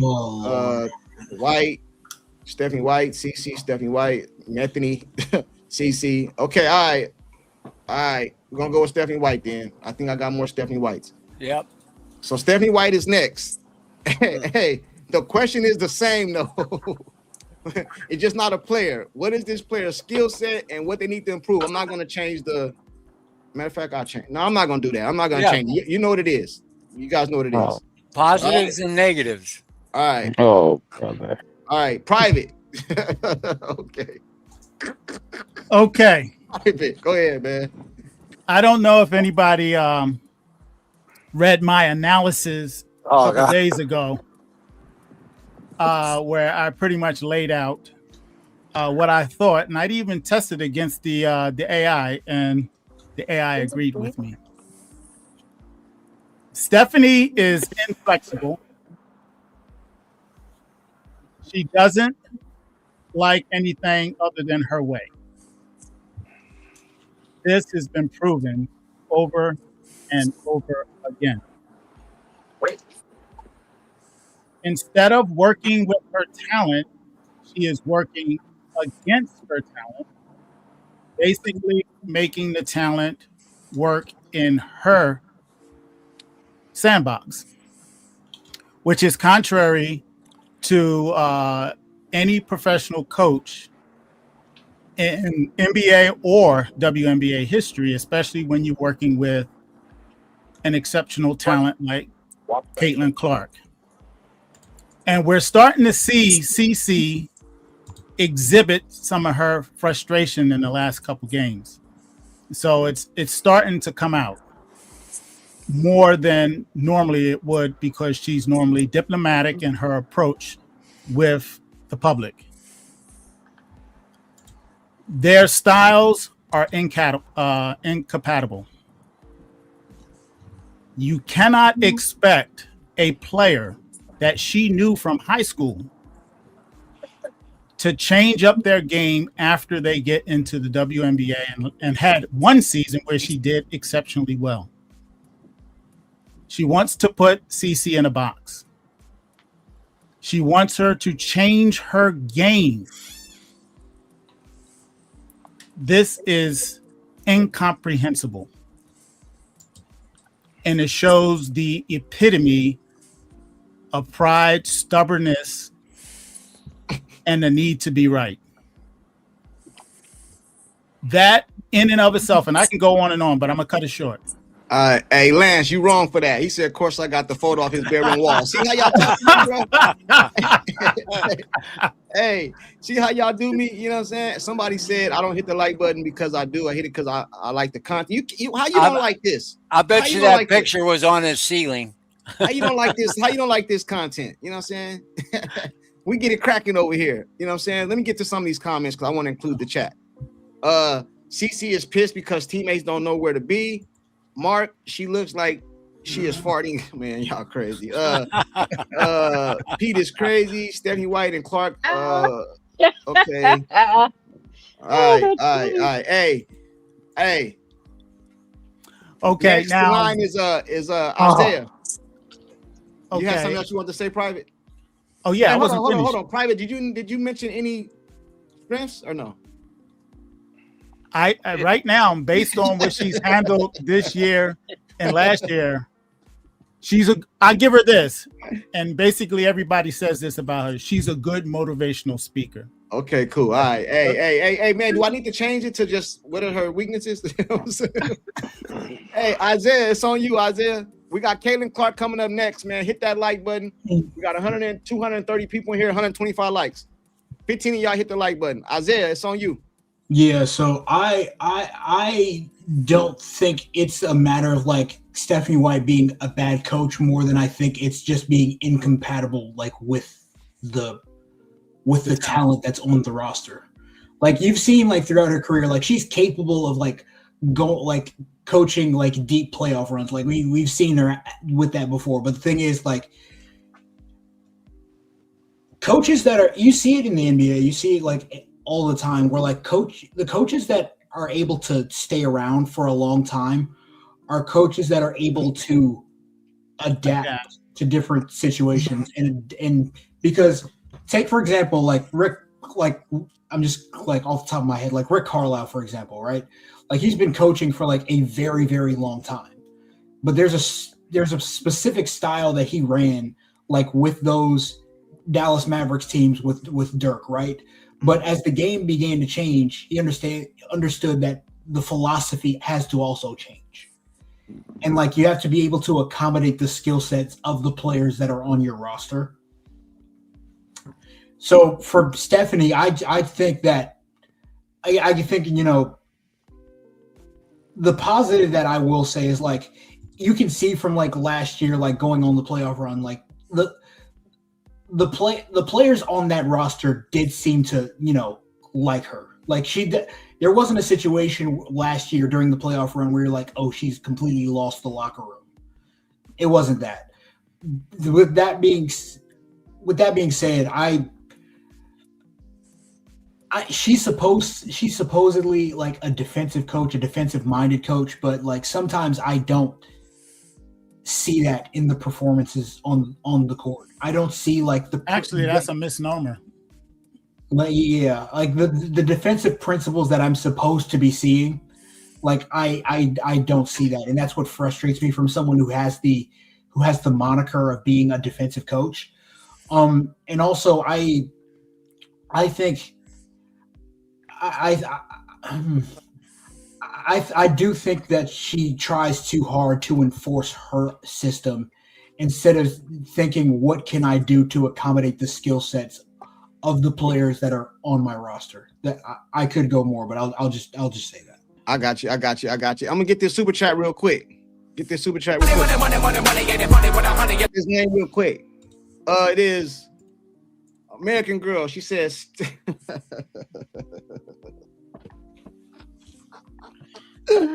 oh man, she said skills, leather jacket, and twitching. I'm trying. Y'all crazy, man. I knew this was going to go here. Salute to the super chat, American Girl. I have seen her look kind of funny on the sidelines and stuff like that. You know what I'm saying? So I've heard multiple people mention that. So I guess, man. Salute to you for the super chat. Appreciate you always pulling up. Who's next? Pete. Is it Pete? Fro. It's on you, Fro. Okay. Well, for one, she is an excellent bullshitter. That's for one. And that's the strength I'll give her. Other than that, I ain't got nothing to say about her. I don't like her coaching style. It's stuck in the past. She needs to come up to the future. Okay, I got you. I see some. My bad. I'm sorry, bro. Go ahead. No, I'm not gonna say nothing bad because I don't know her personally. You know what I mean. So I ain't saying nothing bad about her character, just her coaching. I just don't. I don't like it. You know. But that's all I'll say about her. I got you. I see some people saying she's not a bad coach. She's just a bad coach for CC. I hear that a lot. So maybe that's what it is. They said yes. That comment was for Tina. She chews gum well. Y'all crazy, man. I got a question. When you ask this question, are you basing it off of wins or potential win? I'm basing it off what we see now. You know what I mean? What is her strengths? What is her weakness for the Fever? I don't want to go to Connecticut and all that. I'm talking about. No, right. But I mean, as a coach, you got to be off of like her performance, right? Hey man, however you take it, that's how you answer it. You know what I mean? Because I didn't really think it out like that. I was talking about players, but then they wanted me to do Stephanie White. So you know what I mean? Like I just okay. I threw it up there. You feel me? You know what I'm saying? Sean, it's on you, man. Stephanie White, station wagon, everybody else are modern cars. That's my take. Move on to the next person. Okay. Pete. Wait. What did he just say? Station wagon, everybody else modern cars. Okay, That's great. a good one, Sean. Hey, I like that one, Sean. I like that. I like Pete, it, Sean. it's on you, Pete. All right. You gotta be honest, man. Just want to get something out the way real quick. I seen you gave Maria an applause. I haven't gotten not even one applause, not even a hell no. So Pete, that's all right. on, That's cool. Pete. That's cool. Pete. No, listen, that's cool. I'm not complaining, but I do hope that you drop your damn soundboard and that shit breaks. Yeah. Well, you give yourself enough applause, Pete. Go ahead. Rightfully so. Listen, what I really dislike about her is just her need to clearly diminish CC by not mentioning her. Okay, when she tends to like talk up everybody else.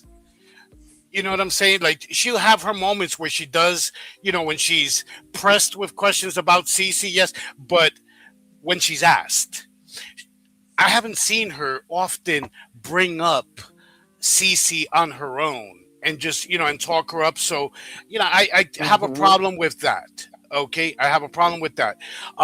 As far as her coaching, yeah, man, like somebody said, look, it looks like she's stuck in the past, and this happens to coaches no matter how good you are, and I don't think she's a great coach. And I've seen it happen to great coaches who, like a George Karl, for example, he couldn't keep up with the times. Bill Belichick couldn't keep up with the times. George Karl hated Michael Jordan. Yes. Michael Jordan talks about that dinner where he didn't acknowledge him, and he made him pay for it in '96. Yeah, you know what I'm saying? Like, you do have coaches who are good, even great, but the game passes them by. They got to stop fighting against gravity. Pete, That's what that is. Yeah. And you know what? I will say this, man. The problem is that I think she has more of a leash. I agree with Courtside that maybe this will get me in the post. I agree with Courtside when he says she's getting an extension, because I said it last year when they went far in the playoffs. I said we're done. She's coming back. She did enough. Okay. She was a nostalgia hire, as I said, when she was hired. So therefore, she's sort of in with the president and the GM. So she has more of a leash than a lot of people think. Okay. Mhm. A lot of people think that the outrage from fans is going to get her fired. They've never done anything that we want. Pete, hold on real quick. Hey, Pete, I don't mean to cut you off. I'm sorry, Pete. Hey, Dion, see, this is what I knew was going to happen. We did everybody. I did Kelsey. We doing CC next. I wasn't going to do Stephanie White, but they wanted to do Stephanie White. So I went through everybody's strengths and weaknesses, the starting five, CC, Boston, the whole starting five, Kelsey, Lexi. You know what I'm saying? So it's not just a Stephanie White thing. CC is last. We're doing her next. You know what I'm saying? Just so you know. My bad, Pete. Go ahead. Just the last thing I'm going to say, as far as her coaching on the floor, look, man, I think she's too many substitutions. She pulls players too quickly. Okay, she disrupts the flow of the game, and it's not just her. Christy Sides, don't forget, Christy Sides used to do that a lot too. I seen Christy Sides on an offensive possession where they got a rebound and were running and gunning and were going for an easy layup. She called timeout. Okay, right when they were gonna hit the Fever were gonna hit the layup. So, but White, too many substitutions.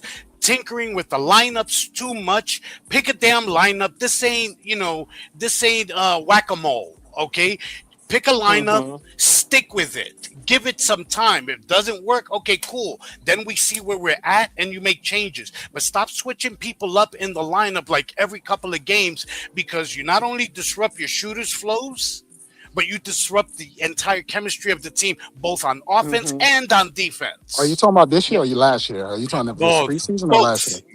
Well, Both. preseason is preseason. Last year they had like 20 something lineups because people were hurt. All right, go ahead. You done, Pete? Yeah.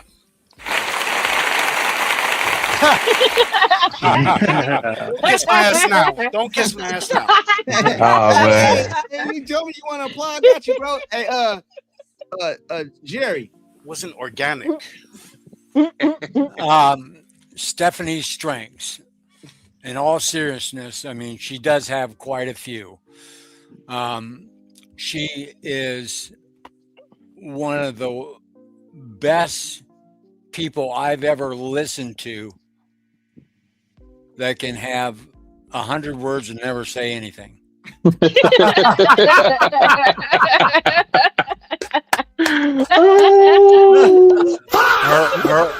her other word strength, salad. Hey, her other strength is she is going to single-handedly reduce the attendance at Gamebridge by 50%. Already has. Before Already 6 has. games. Before 6 games. And it would drop to down around 3,000, back to what they were before Caitlin, before the end of this season, if she doesn't change. The other strength she has, she's done a hell of a job concealing her drug habit. Okay, I didn't know that. Hey, I don't want to get into. I don't want to get into. Hey, courtside, come on, that's my platform. Come on. I know, but I don't want to get into personal though, Jerry. You know what I'm saying? What? I just want to talk about how good she is. She's a tremendous speaker. And then okay, here's her weakness. I got the point. Hey, chat. Hold on. Hey, now listen. Wait a second. She's got another strength. Pete just brought it up. She has a tremendous. I mean, it is amazing to me that she can not say the word Caitlin for an entire season. She very seldom ever mentioned Caitlin by her name. The press will bring up her name, and she'll say, yes, she, but she doesn't say Caitlin. I bet you can't find 10 times in all of last year where she said Caitlin Clark on her own. She just swoons over Kelsey and now Raven and everybody else, but not Caitlin. That's So unavoidable. Here's her weaknesses. Okay. The team is in disarray offensively and defensively. You saw it in grand style last night. That is a coach. KK not knowing what the hell to do or where to be. That's the coach. That's coaching. Yep. Leaving people in that disarray, chaos on the floor. Or like Pete mentioned, switching up the lineups continually and nobody understands what's going on because it's like there's no regiment, there's no set standards. And then top the whole thing off, you can't be serious that you as a coach don't know how to coach proper screens. I don't care if it's for Kelsey or CC or AB or Lexi or whoever. Nobody can set a screen. Everybody's slipping a screen. The only person I've ever seen do a proper screen with any consistency is Mo Billings. AB is starting to get to the place where she'll hold the screen. She'll stand and wait.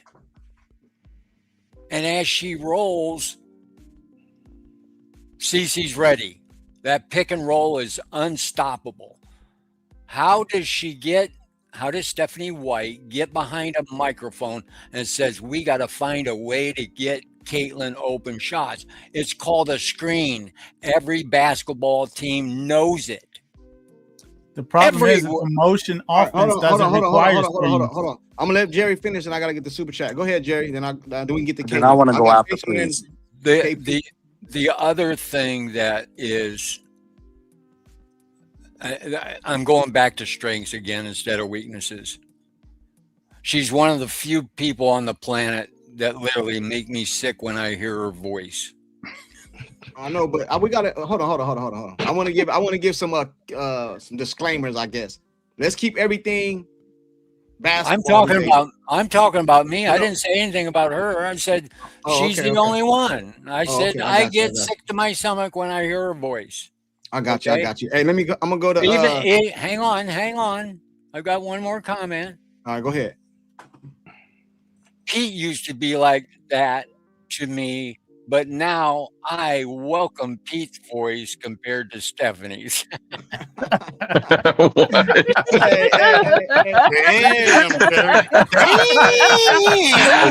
sorry, bro. That deserves a horn. Hey. Can I go next? Hey, hold on. Let me get the super chat. Then we'll go. I got two people left, and we get the CC. Andrew, Steph don't know CC's system, so she wants CC to change. We're gonna get the CC. You see that Lakers up there? You see what they did with Johnson? Yeah. Somebody had in the comment section, we got to hold CC accountable too, because CC, it seemed like to me, man, I've said this multiple times, and I can be absolutely wrong. It's coming. I can be absolutely wrong. But CC looked happy. All the fans are complaining, but she looked happy. I don't know, man. Oh, she wasn't happy yesterday. She wasn't She happy had a good last game night. yesterday, and she went off on Stephanie. Hold on. We're gonna get to CC next. I'm just telling you, I'm letting the panel talk today. If you notice, I haven't been doing too much talking. I'm letting the panel do all the talking tonight. I'm just want to make sure I'm clear. CC looked happy, and it seemed like the fans is the one that's complaining about Stephanie White. I'm not saying she's the best coach. I'm not saying she's the best coach for CC. I'm saying why CC ain't saying what y'all saying, and then y'all gonna tell me it's PR. We watched the same game, Court. Can I go next? Hold on. We're gonna get to it. Let him finish. Go Hey, ahead, Andrew, salute to the super chat. Appreciate you, man. You always pulling up, supporting. I appreciate you. I don't ask for much. I don't ask for the super chats, but I appreciate you guys doing them. Can you guys hit the like button for me? It's 230 some people in here, 130 likes, and I know this stream is fire. You know what I'm saying? I know it's fire. Who do it like me, man? He don't Who ask do for it like much, me, just bro? plane tickets to Who let y'all Thailand. come in here and say whatever y'all want to me, call me names, all type of Dang, stuff. Pete. Don't block me, don't do nothing. Who but me? Okay. Hey, MJL. Will Stephanie White make the team scream for CC on ball, or will she just stand there? Screens are lacking. Listen, this is the second time I heard something about a screen. Jerry You guys said are, it, man. It's okay, coaching. you guys are gonna make me pull up the shot when CC hit the three. Do you not remember the shot that CC, the three she hit? Do you know she came off the screen and got open and hit that? No. I'm just saying. Hold on. Which three, man? You act like she's just hit one in her The career. screen, the One out of 100 the one out of attempts. bounds. The out of bounds play when she hit that three, that was off a screen. That Who was a play. screened? Who screened? And can I go next after, please? Hold on. See, y'all making me talk. I wasn't gonna talk this stream. It was an out of bounds play that was called. She came around the screen, which led her. I think Mo Billings is the one that said it. If I'm not That's mistaken. right, Mo Billings. Yes, okay, she set the screen and left Caitlin Clark wide open. So this stuff Exactly. you guys are saying about the screens, I don't know. No, hey, MJL. Okay, if you seen Venom's live yesterday, I seen what I seen on the screen. Okay, he did it in slow motion. I seen it. He broke it down, and he shows how Allen couldn't set a screen, how KK didn't set a screen. No, listen. How they were fighting the screens. Listen, I understand all that. All I'm saying is, I'm not saying Venom is wrong. All I'm saying is what I seen is her come around the screen. No, I saw that too. That's all I'm saying. I ain't saying about nothing else. That's all I'm saying. Hey, salute to you, MJL, for the super chat. We got two more people, then we're gonna get to Caitlin Clark. I know that's what y'all waiting on. Can I go? We got three people. I'm sorry. Pacerland, KP, and Maria. Yeah, can I go, please? Who is that talking? It's KP. KP. Go ahead, KP. Yeah. All right, so, and I'm gonna try to say this in the most respectful way, right? Hey, hold on. Let me say something because you already got me. Hold on. I gotta give it a second. Keep everything basketball, man. I don't want it's always basketball with me. No personal, nothing. No. It's always basketball with me. Cool. Go ahead. This is going to be basketball. Okay, go ahead. I think that we need to seriously stop creating narratives without actual evidence, right?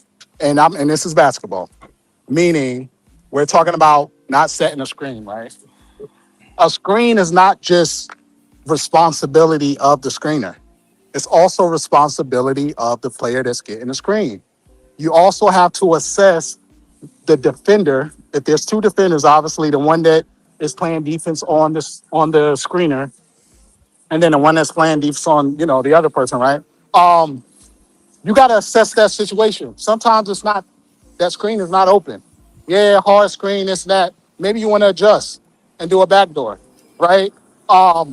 So that's that, right? It's not only on the screener. We talking about Stephanie, once again, don't like Caitlin Clark or don't call her name. There's plenty of times I heard her call her name. Even if she didn't, so what? It's basketball. The goal is to win, right? So I look at it like this. I'm gonna say we are not holding everyone accountable. We're talking about Stephanie. And the reason why I asked that earlier, courtside, is because we got to base it off of wins, right? Or potential wins. It's a preseason game. They did well the first game. They didn't do well the second game. We're talking about it's the coach's fault for this, coach's fault for that. You can give a speech, but it is the players that have to want to win at the end of the day. They're the ones that have to do the plays. KK, I'm not going to blame Stephanie White for KK not knowing the plays, because guess what? Everybody else is getting the same teaching that she's getting. So if she doesn't understand it, it's for her to put more effort in to understand the plays and to build her IQ. Obviously with some help, but it's on her to do that. KP. Hold up, I gotta stop you. I get it. Hey, salute to the super chat coming through with the buck. They say, hold up. Whoa. Love it when you do that. It's preseason. Calm down. CC is going to cook when the season starts. This is preseason. Hold up. Calm down. I do this all the time. Pump the brakes. This is just pre-season. You know what I'm saying? This is preseason. I've been saying this. I don't know how you pronounce your name. Monio? I think Monio. Hey, Monio. Hey, salute to the super chat. I appreciate you. I really do. It's all appreciated over here. And if you've been watching my channel, you know that I've been saying that. I go against the narrative and not get killed. So that kind of helped me feel a little better. Let me feel a little better. And if you want to pull up, you're more than welcome to pull up too. Salute to you for the super chat. KP, I'll let you finish up. And we're gonna get to CC. Last minute or two. 'Cause I know I've been talking long. So the last minute or two. The other thing is we're talking about she's not a good coach, this, that, and the third, right? And to answer your question, if we're gonna just base it off of now and what she's did last year, she brought them almost to the finals. I think that's coaching. Obviously, it's players. Players got to do what they need to do. That's coaching. I think they said they had like over 20 lineups, which is crazy. That is crazy. 17 17 lineups. So to say that she don't know how to coach is, to me, is ridiculous. Because here's the thing: anybody else, any other coach in any other league, if they almost made it to the finals, they wouldn't say that they're a bad coach. I think it's more of people want to see CC. They're so into wanting to see the logo shots, and it's like the team wins, CC is going to be successful. And I'll just leave it like that. She will be successful if the team wins. All right, I'm gonna go to Pacerland right now. Hey, I want to salute to you one more time for the super chat. I really appreciate it. It's all love. You know what I mean? I don't ask for the super chats, but they much appreciate it. Can't say enough, man. Salute to you. I appreciate you. I appreciate you for sure. Pacerland, it's on you, brother. Man, y'all are killing the Indiana legend right now, but that's all good. Yeah, that's all good. Let me set the stage too. This is Pacerland. His name says it all. So go ahead, brother. Who is her mentor? Lynn Dunn, right? That's what she learned how to coach her. Lynn Dunn was the same way until finally she got Tamika Catchings, and she finally was like, I need to play around Tamika Catchings. This is my star, and this is who I need to play around. And look where we got championship, right? I believe Stephanie eventually is going to realize that, and I don't know if she's going to change the offense, but I think she's going to realize that CC is a star, and it needs to be around her. Second, this is my second point. The worst thing that ever happened is when we played Connecticut in the playoffs against her, because she thinks she stopped CC. She thinks she has the book on CC, and that's why she came to Indiana to change the offense, because she say that one running CC all the time or whatever, having the ball all the time, that she stopped it. That's the reason why when she came to Indiana, she changed everything because of that playoff series, because she believed she had the book on the Fever and on CC. It's like, oh, I got to change this because we stopped it. Yeah, and that's exactly what happened. And I think that's her one thing that I don't like, that I really don't like about Stephanie, because I think that's what she did. And but other than that, man, they only stopped her with felony assaults. Yeah, but that's what I'm saying. That's what I'm saying. But she thinks because now, okay, let's run this motion offense, get CC off the ball some, so she don't get felony assaults or whatever and such, and that's why she brought it here. I truly believe that's why they run the motion offense, because she thought she had the book on the Fever when she stopped them in the playoffs, and she was like, oh, we're not going to do that because I stopped it. So, well, she really didn't stop it. It's just that Kelsey and AB didn't show up to play. That was the whole issue right there. We're making assumptions again without proof. How is it not proof? Hold on. We can get into that a little later. You done? I'm gonna go to KP and then already went. All right, so I'm gonna go to Maria, then we're gonna go to CC. That's what you guys waiting on. I know it. So Maria, go ahead, and then we're on CC. Okay, for everyone on the panel and everyone in the chat, keep in mind that my happy pills are kicking in right now. So just bear with me with what I'm about to say. Okay? I'm not a fan, as you guys know, of Stephanie White. However, I'm going to let slide whatever she is doing or not doing until we have an actual roster. I'm going to give her that. Is Julie on the floor flipping over? Because I just said that. But I'm going to go ahead and she might have do heard that. you. She might have heard you. But She's in this the is chat. okay. But this is what I do want to see. One of the things that I have observed watching videos of Caitlin Clark. Yes, she has played off ball. But I don't know if you folks have noticed that she plays better off ball at a high speed pace. That's not what Stephanie White is doing. Right. Stephanie White is taking her off ball and slowing down the game.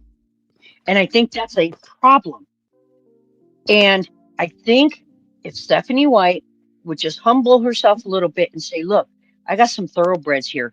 I can let them run and I can introduce those off the ball plays, but don't slow it down. Let's see how these horses run. Because Cece in the past, when she has been off ball, if you guys have noticed, it is fast paced. And when she gets the ball off ball, she's either going to score on it or move the ball for someone else to score. But it's always been fast paced. And Stephanie White has to come to terms with that, because if she doesn't, it's going to be a mess. But I'm going to give her a break because my judgment, I think, will come more when we have our actual roster. Okay, I got you. Thank Hey, you. Maria, Julie said she heard you. All right. Okay. Last but certainly not least, Caitlin Clark. Hey, should I take the thing off and just put strengths? I'm asking. Nope. You know what I mean? Because you guys gonna be objective, or we just skip Caitlin? We're gonna be objective. Okay, cool. Not Jerry. Jerry can't be objective about Caitlin. You know what I'm saying? All right, chat. We're going to CC. She last. I want you guys to put in the chat CC strengths, CC weaknesses, and all you guys that's sitting in the back that didn't wipe your feet before you came in my house, hit the like button. Hit the like button. What we got? CC. Where's CC at? No. Can I go first? I gotta leave here soon. Who is that talking? KP? KP, yeah, I gotta leave soon. All right, go ahead, KP. I'll go last. Go ahead. Yeah, KP. I'm gonna be real brief. Like with any player, everybody got their strengths, their weaknesses. I believe with the gameplay so far in the first 2 preseasons, how the refs have called the game, I think we're gonna see why she's one of the best shooters ever, right? 3-point shooters. I think, we're gonna also see more ball handling. We can tell she's been working on it, working on different moves. Obviously, we know her passes is second to none. And she's a gravity. She's a gravity. She's the only player, I believe, that they change whole defenses for her. Her weaknesses, obviously she could work on her defense. I think it has improved, especially the last game, even though she got those 2 fouls, tic-tac fouls. Her switching, and it's not just her, it's also the other teammates. They got to get better at communicating when they're going to switch. Sometimes I felt like it didn't need to be a switch, but that's the game that we play, or they play nowadays. And then the last thing, that's. I mean, there's other stuff, but other people going to say it, so that's it. Okay. Other people going to say the weakness. Just Jules, I don't know if you're behind, but I'm on Caitlin Clark now. If you can hear me, just Jules, we're on Caitlin Clark now. Oh, my bad. One last thing. She can work on her mid range. I know people say she got a mid range. No, you doing it 1 or 2 times is not really a mid range. It's one of those show me. So I believe that if she could consistently do that, then man, watch out. I got you. That's I got you. Salute. All right, y'all. Blessings to all of y'all. All right, KP. All right, KP, All right, take it easy. All right, y'all. Isaiah, it's on you, man. Bye, KP. So what I think for Caitlin is I think that Caitlin's probably the best playmaker and the best passer in the sport. I don't think there's I don't think there's a single type of pass that she's not able to make. I also think that it's kind of similar to it's similar to like Steph Curry's gravity and the fact that just having someone on the court, having her on the court, people are so worried about her just getting open shots that it shifts the defense and it allows others to get open and others get shots they wouldn't get otherwise. I think that when she's when she's on, she's the best shooter in the game. Like when she's on, I think that I do appreciate that she's extremely competitive. Her competitiveness is like one thing that's like people don't like talk a lot about, but like I really love about her. And again, I just think that she's probably the best passer like the W has ever seen, if I'm being honest. As far as weaknesses are concerned, I would also like to see her get more consistent within the mid range. Sometimes, like with Caitlin Clark's style, she takes a lot of risks, and when she, when it works out, like it's very good. But sometimes, like I'm not saying for her to take less risks with the basketball, but I'm just saying like at some point you have to be more aware of like time and score and like what is required on a particular possession, right? I think that she's sometimes like really ambitious trying to make a pass, and that sometimes leads to turnovers. But I also think that she has to get I'm not saying that she has to be the greatest defender, but I do think that she has to be serviceable enough on the defensive end that she's not getting hunted. Like for example, like yesterday, like if you watch the, again, you don't put a lot of stock in it because it's a preseason game, but if you watch yesterday, like Isaiah James comes into the game and like is actively hunting the matchup and is just trying to go straight through Caitlin going to the rim and was able to get like 6 points straight off of that. So that's something that I do think, I think has to be corrected. I think she can be better on defense. Like in terms of like just the effort and trying to beat people to the spot. Because again, I'm not saying people have talked about her wanting her to get stronger, but I don't want her to like put on extra weight because that interferes with like other parts of her game. But I think the defense and sometimes like being able to like calm down, like, and not always try to make the home run play, but make the best play given the situation. I think that's probably the critique that I would have for a game right now. I got you. Hold on real quick. Let me get these super chats. I seen Justice, my Cowboy brethren. Everybody know I'm a Cowboy fan. It's my brethren right here. He's a Cowboy fan also. CC strengths, range, passing, speed, weaknesses, defense, shot selection, possibly clutchness. Now, yesterday when I watched the game, I seen CC get inside the paint and pass the ball out when it was an easy floater right there. I think she need to work on that. I don't know why she didn't take the shot. I don't know.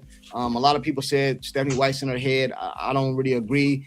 I think Caitlin Clark is an athlete. I think she's she's great. And I agree with you though. Range, passing, speed. Do Caitlin have speed? She ain't the slowest, but I don't think she's the fastest neither. Weaknesses, defense.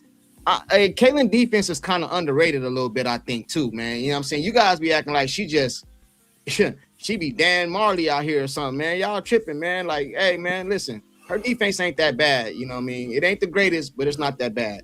Shot selection, her shot selection has been better this year because she ain't even shot one logo three from my understanding. I don't even think she shot one logo three so far, you know what I mean? So I guess I agree with you. You know what I'm saying? Possibly clutchness. I think she clutched, though. I think she clutched. We got another super chat. Oh, again, appreciate you for another $100. Hey, hit my email. My email is in my description box of my channel. I got some stuff I want to send out to you. You know what I'm saying? For supporting the channel and all that is greatly appreciated. I don't want to go unnoticed. So hit my email. It's in my description box of my channel. Hit my email, and I'm gonna send you some stuff out just to show you my appreciation. Really appreciate it. Who's next? Nobody got no volunteers? Pete. No volunteers? I'll go. Who's up? Pete, go ahead, Pete. Okay. Pros. Okay. Her passing is her biggest strength. Her playmaking, more so than her shooting. Okay. She is arguably the best playmaker in the game. You can argue Jackie Young, you can have a debate about it. Okay. Um, but you can make a strong case for her. Either way, her passing is her greatest attribute, more so than her shooting. That's number one. She is able to space the floor, okay, a lot, which does wonders for the offense. When her shot is falling, when her three is falling, they space the floor a lot better. Obviously, people know she's making her shots, and she gets double and triple team. We see it all the time. Okay, uh, those are her pros. Okay, she's also off court. She's very well spoken. She's well media trained. She can serve as a shining example to the rest of the league on how to conduct yourself in front of a microphone and how to conduct yourself when you're not in front of a microphone. Okay, as an ambassador to the game. She's a great ambassador to the game. Okay, now for her cons, get ready, chat. Put on your seatbelts. Okay. Number one, her on-court demeanor must improve this year. Okay, I know she has probably the worst whistle in the league. I get it, and that's true. Absolutely, I've said it before. However, if we're going to call her the leader of the team, okay, you cannot act that way on the court. Okay, too many times I've seen her not get back on defense because she's whining to the refs and arguing with the refs. Okay, now some people will call that competitiveness. I call it detrimental to your team. Okay, because you are on the court. That's like a boxer looking away and putting his hands down and getting knocked out, like Floyd knocked out, who was it? Felix Rodriguez, whatever his name was, right? Remember? Okay, there was a whole controversy. Well, same thing. Okay, your mind needs to be on the court. Now, if Tina were here, Tina would say, well, this is about the on ball. Anyway, I'll get back to that. Okay, so that's one. Her on court demeanor really needs to improve. She needs to be more stoic on the court. Absolutely. There's no excuse for it. Sorry, chat. I don't care if Magic did it. I don't care if David Copperfield, David Blaine did it. We're talking about Cece. Okay? She needs to lead by example. Okay? Number two, she needs to use the mid-range more. She needs to expand her offensive bag because with her, it's either a three, which she makes at a 30-something% clip, not nearly enough, or a layup. Okay? She needs to expand her bag. That's one thing Paige has that CC should look at and study. Paige has a beautiful mid-range. Okay? And as I've said before on this show, I've seen CC step back 5-6 steps often, okay, from mid-range, go out to deep three range just to shoot. It's become, I think a lot of that has to do with pressure. I honestly think inside she feels pressure to perform in that way and give her fans logo threes. I mean, you see a lot of the chat. Logo threes. We're here for the logo threes. Logo threes. Like she's twirling, flaming batons. Okay? So that has hurt her game. It has really hurt her game. And now if she was shooting 46, 47% from three, bombs away, baby. But she's only shot over 40% from three once in her entire career, and that was as a freshman. The more threes she shoots, the more she misses. I know probability, statistics, I get it. But I'm sorry. At 33, 34%, which is what she shot in her rookie year, that to me doesn't justify shooting 10 logo threes a game. Sorry. Okay. Her dribbling, her ball handling, she brings it up. This is my biggest caveat with her. She's not the fastest. She's not Kyrie. Okay. As much as people want to think that she's sham god with the ball, she's not. She brings the ball up sometimes all the way up to her head. Okay. I'm middle-aged. I can steal the ball from her every single time. She just brings it up way too high.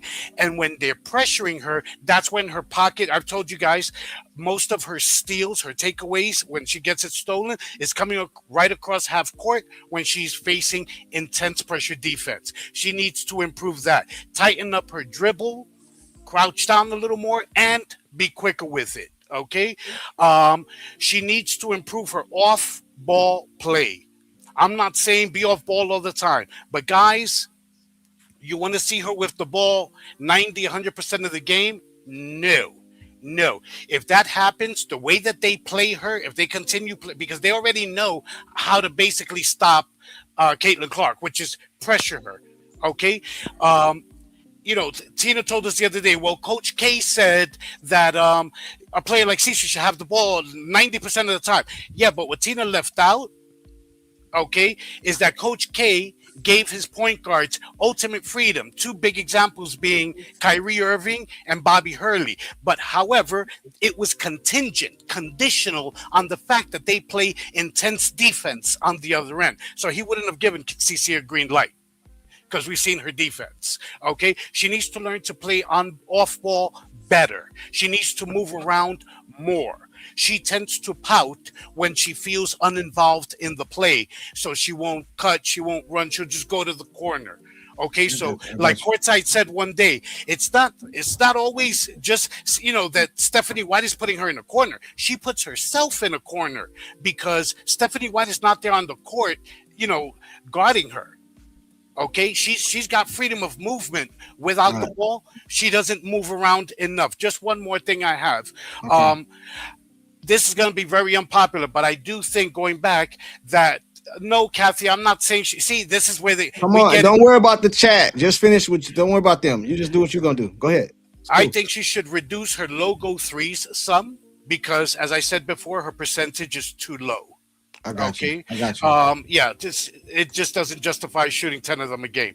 That's all I got, man. All right, appreciate you, man. That was a lot, man. Did he leave anything for anybody else? Pete, yes.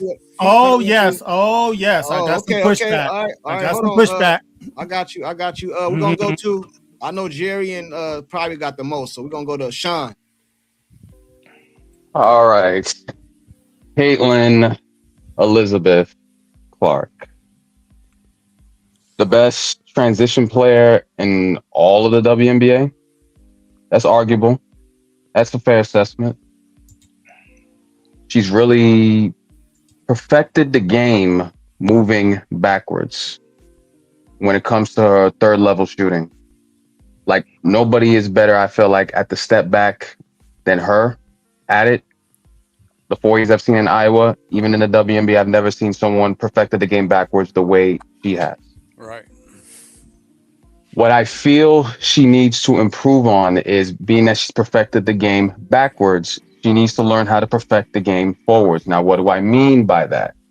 Meaning when she's, driving face up head first, she's going to need some hezzies because like Pete said, they know that if they pressure her as she's trying to move up the court, she's going to get all pouty. And what's going to happen? She's going to get frustrated. Correct. But if she adds more to her bag, in particular, like she needs slashing moves. They know if they push her left, she's not going to use her left hand. And what I've been saying, she needs a left-handed floater, especially against taller defenders that aren't going to give her what she wants. So I feel like she's going to need that left-handed floater, a left-handed teardrop. She's going to need some hezzies down low. Work on your mid-range game. Even if you have to do the step back in the mid-range between 15 and like 17 feet, work on that. And I feel like to an extent she has been doing it, but only with like the right hand, I've been seeing it. I feel like her handle, to Pete's point, has been a little sloppy. She needs to work on that as well, especially as the point guard. But I feel like that's going to come. So I'm not, all too concerned about her handle as of now. And I know she's a solid help defender, but I feel like if she wants to be truly one of the great players in all of basketball, I feel like she has to get better, to be a better defender. Like yesterday, for example, against Isaiah James, she picked her apart at least 3 or 4 times. And I kept saying to myself, if she's not going to take that personal, like She was looking at you like you were barbecue chicken, and she did it multiple times. You should be pissed when you look at that film tape. Like, don't just go in there thinking like, I'm just gonna go about my game and do whatever I gotta do. No, like, take it personally, because she clearly took it personal that you were in her way when she was driving to the basket most of the time. She thought you were food. So I feel like she needs to get better, as a one-on-one defender, when people are dead ass like looking at her like she ain't shit. Pardon my language. And last but most certainly not least, I feel like she needs to do better at like communicating with, certain teammates. Because yesterday she mentioned in the press conference that they all felt disconnected.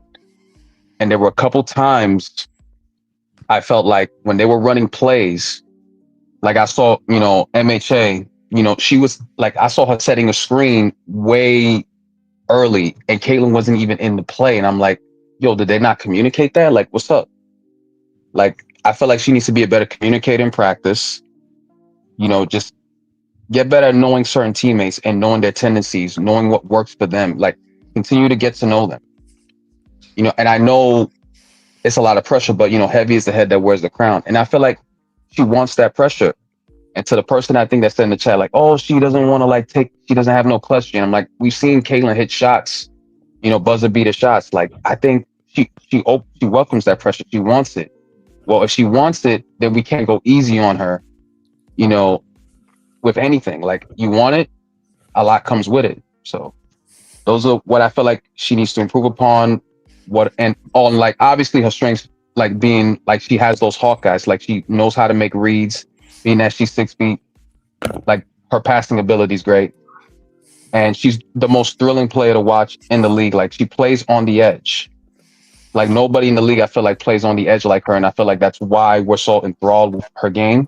And she knows how to entertain, which unfortunately, all the other players in the league, with the exception of a few that I feel like that are coming into the league in the next couple of years, don't really have the, intangible. Like, they don't know how to entertain a crowd like that. So right. That's all I got. I got you. Salute to the chat. Tone Low, what up, man? Hey, what's up, man? What's going on with your brother? You know what I'm saying? Late, but you got you in. I seen you pull up a few times, man. I don't know what you kept dropping out, but what do you think Caitlin Clark's strength and weaknesses is? Caitlin Clark's strength and weaknesses. Okay, her strengths are, like they were saying yesterday, she break down the whole defense because she's a transitional point guard, and she can pass. She have a high basketball IQ. We all know that. As far as the offense, everything is pretty good as far as she lead in a different way. She's not really a vocal leader, but she kind of lead by example. But sometimes on the negative side, her weakness side, it's her body language.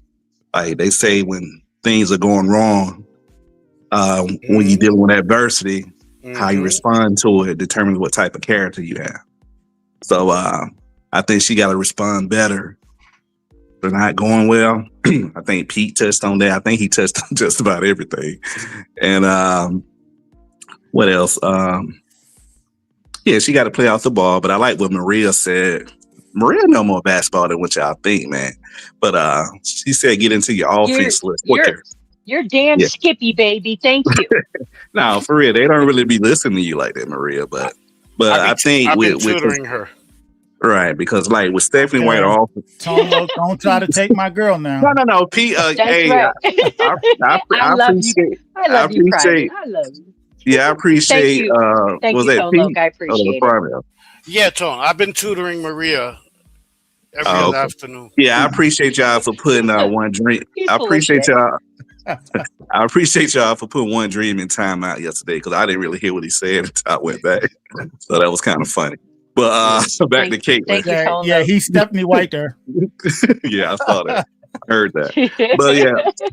But Caitlin, back to her weaknesses, like playing off the ball, and the coach got to help her out as well because if they playing you 94 feet, and of course, you got to work on the lateral movement, bringing the ball up the court. You got to get into the offense early. You set the picks early, get in the offense early, and then, she can probably get the ball back in time before the shot clock run out. But yeah, she got to play off the ball. She got to know how to cut back door like Kelsey do whenever they overplay Kelsey and she cut back door, then Caitlin a hitter. And she got to work on a floater. She got to work on a left hand, man. Left hand. Mid range. And yeah, either she's going to go to the right, and she's strong enough to go to the right and use her body. You see, she push off with her left arm a lot. And then she hit that shot. If you overplay her to the left, she'll go to the right. But she just want to do that step back. And then, she did that normally when she's going to the left. So if she work on that, on those areas, I think she'd be all right. But all right, I got you. Yeah. Salute to everybody in the chat. We going I think somebody just said CC. No, I did all the players' strength and weakness, and CC was just last. That's all that was. You know what I'm saying? Hey, yo, Courtside, let me just say one more thing. I feel like she also needs to play more basketball. I think she can't avoid it anymore. Like when the season's over, I feel like she needs to either play Athletes Unlimited or she needs to go overseas to China. Like I feel like she needs to play more basketball. Like her taking time off, I feel like that time is over. I feel like she needs to it's important for her because she needs to stay in shape. I don't know why she's avoiding it. Like she thinks the only people that don't do it are like Kelsey Plum and Skylar Diggins are the only two that I know that can like play, a full season without needing to play extra ball because they stay in shape all off season long. Like they don't take no time off. I feel like for her doing everything else, it's not really helping her. So. I got something I want to add to this real quick, and then I'm gonna go to good stuff, Sean. Jerry and appreciate it, bro. Hey, Bob, he said, Courtside TV, we watched the WNBA to be entertained. We want exciting basketball. Stephanie White might be a good coach, but I think we don't want to watch her puke prison basketball. She had Connecticut at Lissa Thomas. I hear you, man. I hear you, you know what I'm saying? But I'm going to tell you guys something that I didn't hear none of you guys mention, and maybe it's not because it's a strength or weakness. It's a strength or weakness. What I want from Cece, it ain't got nothing to do with her skill set. It don't got nothing to do with her jumper. It don't got nothing to do with off-ball, on-ball, defense, none of that. I just want the rookie Caitlin Clark back. Like the way she played, the way she thought. Go back and watch her highlights on YouTube. The way she was talking stuff and running down the court, all in your face. Like it seemed like that they took that away from her. That's right. Yep, it's gone. Her skill level didn't disappear, man. Her shot didn't disappear. She just don't take my thunder because that's a major point of my don't say they took it away from her. Hold on. I didn't want to speak today. I was gonna let the panel do all. You notice I didn't do a lot of speaking today. But I'm just saying that's the CC good. I want to hear. I want to see that spunk, the one that was hitting jumpers, sticking her tongue out, running down the court. Like you see the way she was even last year in the New York game. You see how she ran Sophie down to try to get the ball. Like give me the ball. Like the spunk, bro. It just seemed like something is not there, man. Like that CC. I see CC in the physical, but I don't see the mental. The demeanor of the rookie Caitlin Clark after All-Star break. That player is not the player that I've been watching lately. You know what I'm saying? And that's the core. That's the core of my presentation. Now I don't know if that's Stephanie White. I don't know what that is. Last year I thought it was because she was injured. I don't know. You know what I mean? I'll let you guys dwell on that. You know what I mean? But I just want that CC back. And I'm cool. You know what I'm saying? Who's next? Who's next? You're right. Who is that said that? You're right, because that jumper was wet her rookie year. You're right. It was wet. You right about that. Who's next? Is it Private? Who? Private. That was touch. No, Private going last. Paceland. Private. If you're gonna be the main event, it better be something special, my friend. Paceland, it's on you, Paceland. I've been taking notes. Don't be Ivan. Don't taking the notes. Taking the quotes. Just don't be Ivan. All right, Paceland. That's an insult. Hold on. One of Casey's greatest strengths that no one's really mentioned. One of her greatest strengths that no one's not mentioned yet is her personality, man. The way she is, like, that's why players want to play with her. That's why Raven came to the Fever and forgot about 3 years ago, because she sees that how Caitlin really is. Like, you know, she watching YouTube clips and stuff like this and what people say and everything like that. So that's one of her greatest strengths, I think, because just her personality. She's just glowing on the court, and it's just teammates and everything. Like she's the most selfless player I've ever seen. Like she gives all her teammates a hand and everything. I just love the way she does that. Another strength is I think her IQ is the best I've ever seen. Her IQ is LeBron-like. LeBron has some of the best IQ I've ever seen in a game. I believe CC has that. She passes you open. You don't think you're open, but she passes you open. Those backdoor cuts to Kelsey yesterday, man, just sweet, just sweet. Let me see. Now, one of her weaknesses. Now, everybody keeps saying she can't play defense. She's not a good on-ball defender, but she is a real good team defender where she anticipates a lot. She gets steals.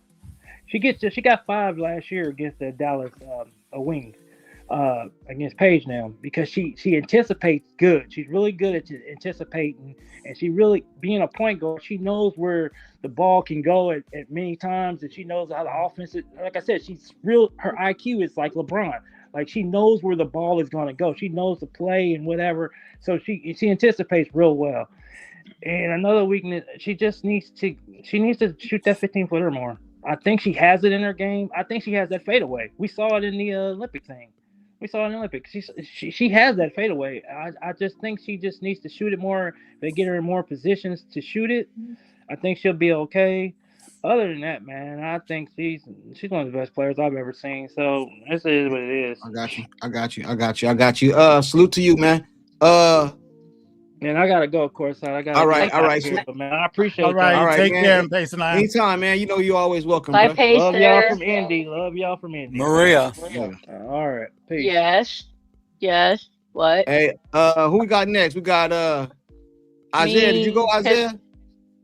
Isaiah went already? Okay, yeah, I was the first one to go. All right, Maria. We got Maria, Jerry, and Private. Who on next? Can I jump in? Go ahead. I'm sorry. These pills are just blah, blah. Okay. As you guys know, the individual that brought me back to the W is that young lady right there. Is she perfect? Absolutely not. Everybody in life and everybody in the job that they do will always grow. I agree with the folks that were talking about the CC that we saw talking crap, hyping up the crowd. That is CC. I'm concerned that we may not see that unless CC at one point or another gets to a point where she feels that she's being tethered, is either going to snap that rope and just go all off, and then we'll see that CC again. I'm hoping so. Yes, I agree with all the pros and cons that all you guys said. And only reason I'm gonna just go with you guys is because my brain is turning to mush because of the pills. But anyways, I got you. I'm pleased either way, but I do want her to break out if she's feeling tethered, because I want to see that CC that brought me in. And she, by the way, yesterday's game, she shot a lot of threes, not logos, threes. I think, I don't have a problem with the logos because that's what energizes us, right? But she has a 3. I have seen her go to the right. That she continues to work on that. I think she'll do fine. Again, she's not perfect, and I'm not going to be one who goes, there's nothing wrong with CC. She's human like the rest of us, but she has the potential to learn from those things that are lacking, but it has to be applied a certain way. And if you tether her, it's not going to work. I got you. Since you just popped up, Ed, you there, Ed? I'm here. Can you hear me? What's going on, brother? How you doing? I'm good. How are you guys? You missed the rest of the team, but I guess you got the best for last, which is CC. I don't know if you've been watching, but we went through the whole starting lineup and strengths and weaknesses. What do you think some of Caitlin's strengths and weaknesses are? Well, she has high IQ, and so I'm not going to say the guy's name, but it's like somebody reacts, and he broke down the Dallas game, and I gotta agree with him. You know, she has a court awareness, and she's watching the floor, and they're not reacting like she expects. It's like fundamentals. I really like Bluters in the Iowa system because you know they're off ball, they're moving, they're screening, and this guy broke it down. It's like nobody's breaking off the ball like she expects. I think it's almost like a contrarian team that she's on because nobody's doing the fundamentals. It's like, you know, they're collapsing in the middle, drawing attention to the middle. People are going down the lane and everybody's collapsing and nobody's spreading the floor. Right. Yeah. I actually seen what you're talking about. I think you're talking about Venom Reacts, right? Yep. Yeah. I did. Hey, I'm not trying to promote him. No. Hey, I don't have no beef with no content creator. Hey man, you guys go check out the video he's referring to. His channel is called Venom Reacts. I saw it already. I saw it yesterday. You guys go. I saw it too. It was almost like he read my article. All right, the way he broke it down. I'm gonna let you finish. Guys- But you guys go check out Venom Reacts. He did a breakdown of the game of CC and what he thinks wrong with why they're not. You know what I mean? Go. That's what he was talking about. Venom Reacts. Go check out his channel, man. I think that's part of her frustration. Salute to him. And I think I don't know, was it Sue Bird last year that had CC on there, and she's like, you know, these are the core fundamentals that, you know, any player should do, and she's frustrated that her teammates don't have the core fundamentals. It's like you don't. Well, I think AB and I think Lexi and Sophie get it, but some of the teammates, you know, it's like they go in the middle, they bring attention, and they don't cut and they don't do the fundamental things, which I think she's really frustrated about. And you know what? I mean, it's like, but it's a growing process. It's early in the season. I mean, give them all, you know, a few more weeks to gel. But I don't know. It was interesting. So Venom, and I don't know, it was Sue Bird that interviewed CC like last year, and she's like, her expectations, you know, I mean, you know, you're a senior in college, and it's like these are the things I expect, and I'm shocked that I'm in the WNBA, and these fundamentals aren't even here. Right. I got you. Hey, again, salute to Venom. You guys go check out this video. You know what I'm saying? It's a lot of content creators out there doing their thing. Go subscribe to all of them. I don't got no beef for none of them. Hey, go do their thing. Go subscribe to all of them. You should check out Awful Coaching too. He was covering CC a lot, and the way he broke down a lot of the things last year, boy, he lit people up, bro. Yeah. You guys go check out all this content creators, man. You know what I'm saying? Show love and support to everybody. Hey, Justice. And people think Pete's bad. I'm like, y'all haven't heard Awful Coaching? I'm like, oh my God. Yeah. He be going off. He said, ask the panel who's there. Hey, I saw Kate Martin post up Kelsey Plum a couple times and score down low. She also is a good rebounder. She has some young Gordon Hayward in her a little bit before he became a star. Salute to Justice, man. That's my cowboy brethren right there, man. You know, I always show him much love, man. I got a special love in my heart for him, man. He Cowboy fan over here, man. Anybody in the chat, Cowboys fans, put it in the chat, man. I'm a Cowboy fan over here, man. Die hard. You know what I'm saying? If you ain't a Cowboy fan, keep your little comments to yourself. You know what I'm saying? You know what I'm saying? Keep that to yourself. I'm with you on the Cowboy fan. Hey, salute to you, man. You know what I mean? We talk about our Cowboys, man. You know what I'm saying? Y'all seen what we did in the draft. Y'all seen what we did. Boys? Hey, I'm gonna tell them to go help the Dallas Wings out, man. Nobody in the media cares about those Dallas Wings. I heard their stadium is right next to Jerry World, and I'm like, y'all got them right next to Jerry World. And he building a what's the name too? What's the little place called? A Six Flags and stuff down there by the Star, man. You know what I'm saying? He said, "Who are the Cowboys?" Like I said, keep the comments to yourself, man. Them fighting words, Mark, man. We talking about my Cowboys, bro. You know what I'm saying? Salute to y'all. Hey, Jerry, it's on. We got Jerry and Private next. Okay, hold on. Yep. We got Jerry and Private next. Who want to go first? Private said he wants to go last. Oh, okay. He did. Go ahead. Her strengths. nobody in the WNBA has the court vision and sees things 3 steps ahead, like Caitlin Clark. Like the other commenter said, she always passes people open, and the times that they fumble it is they don't continue at the same pace they were, because they can't believe that she can get it there. Her vision for the game of basketball, she does so many things to control the defense of the other team.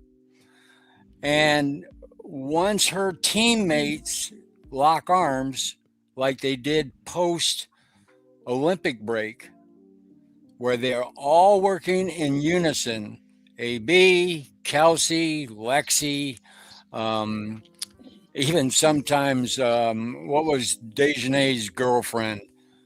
Melissa Smith. Yeah, even her sometimes, right?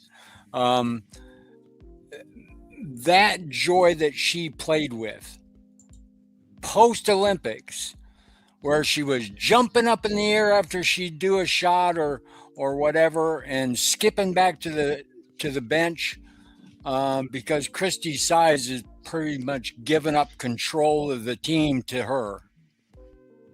She came out, she had the ball in her hands. She wasn't playing off ball, she was the floor general. That's her strength. That's her biggest strength.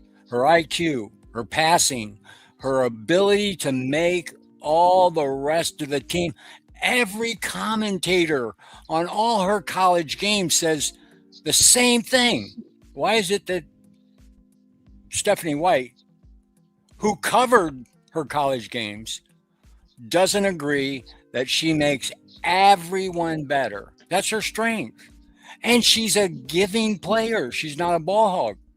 She'll dish more than she'll shoot. Look at the stats. She led in assists all throughout college. She led in 3 points. Oh my gosh, she led in turnovers. But she smashed all the records, and her 24 season, 62 WNBA records broken. Why? Because to let the floor general be the floor general. That is her biggest strength, her mentality. When you have a coach, now this is the backside, the negative. She doesn't want to stand up to Stephanie White.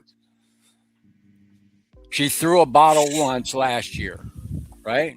Going up the tunnel. I guarantee you they had more than one.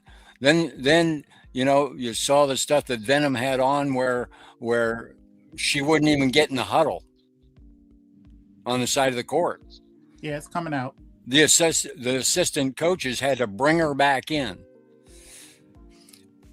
Once again, guys, listen. Hey, Jerry, what are some of her weaknesses? Some of her weaknesses are what I just talked about. She doesn't stand up to anybody. She's always got a media mentality when she gets behind a microphone. You're starting to see cracks in that facade. You saw it last night.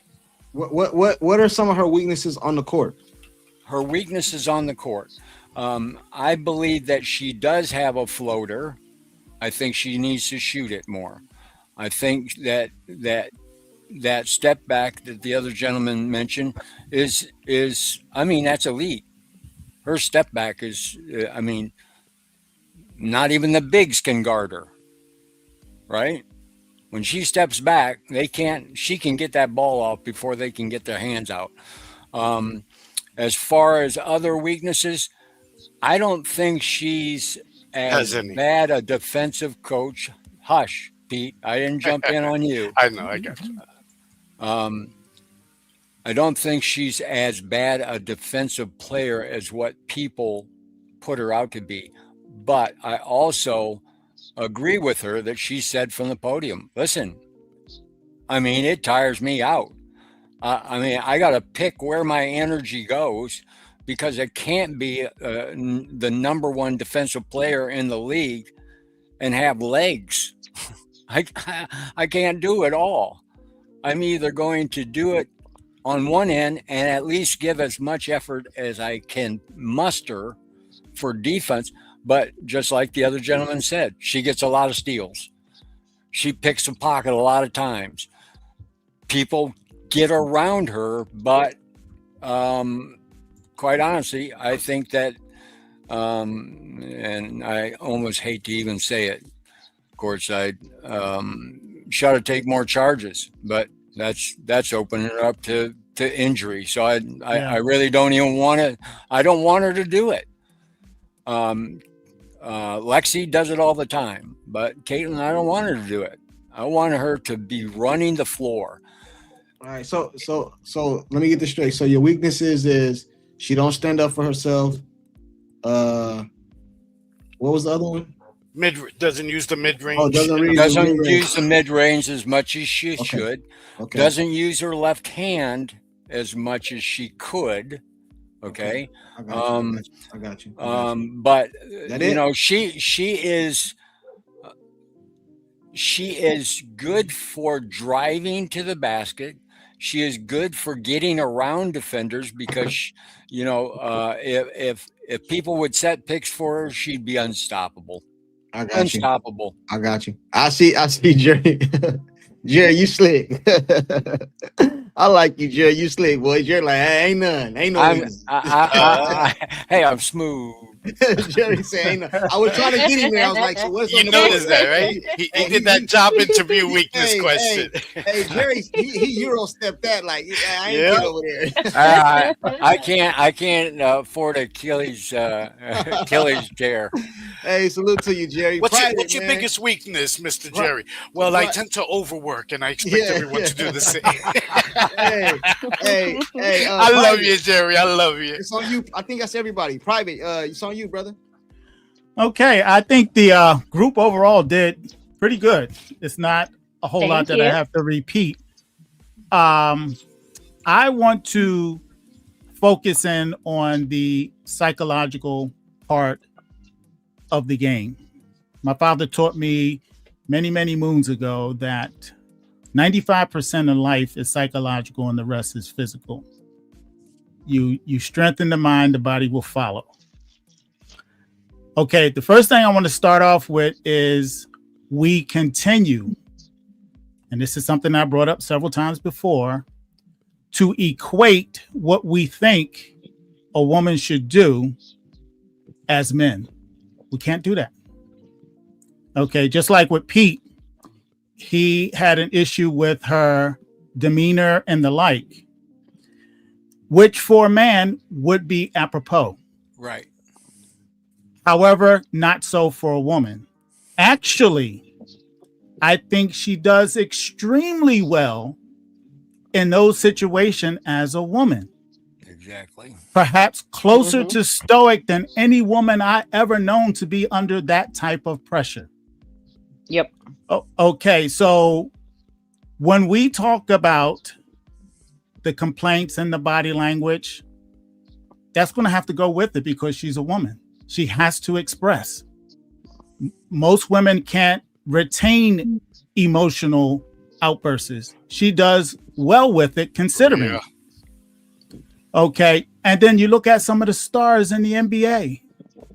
Jordan used to cry. LeBron cries. Bird cried. Magic Johnson cried. They all did it because they're competitive.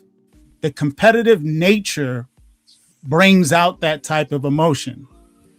So for a woman, I think she's more stoic than most men because most men today, especially, are very emotional, acting like women. I think the biggest problem with her game right now, she cannot play in rhythm because the system does not allow it. When Ed talked about the 24 season, it was because she was allowed to play in rhythm, especially in the second half of that year. And what Jeff talked about, what's holding her back, is also based on rhythm.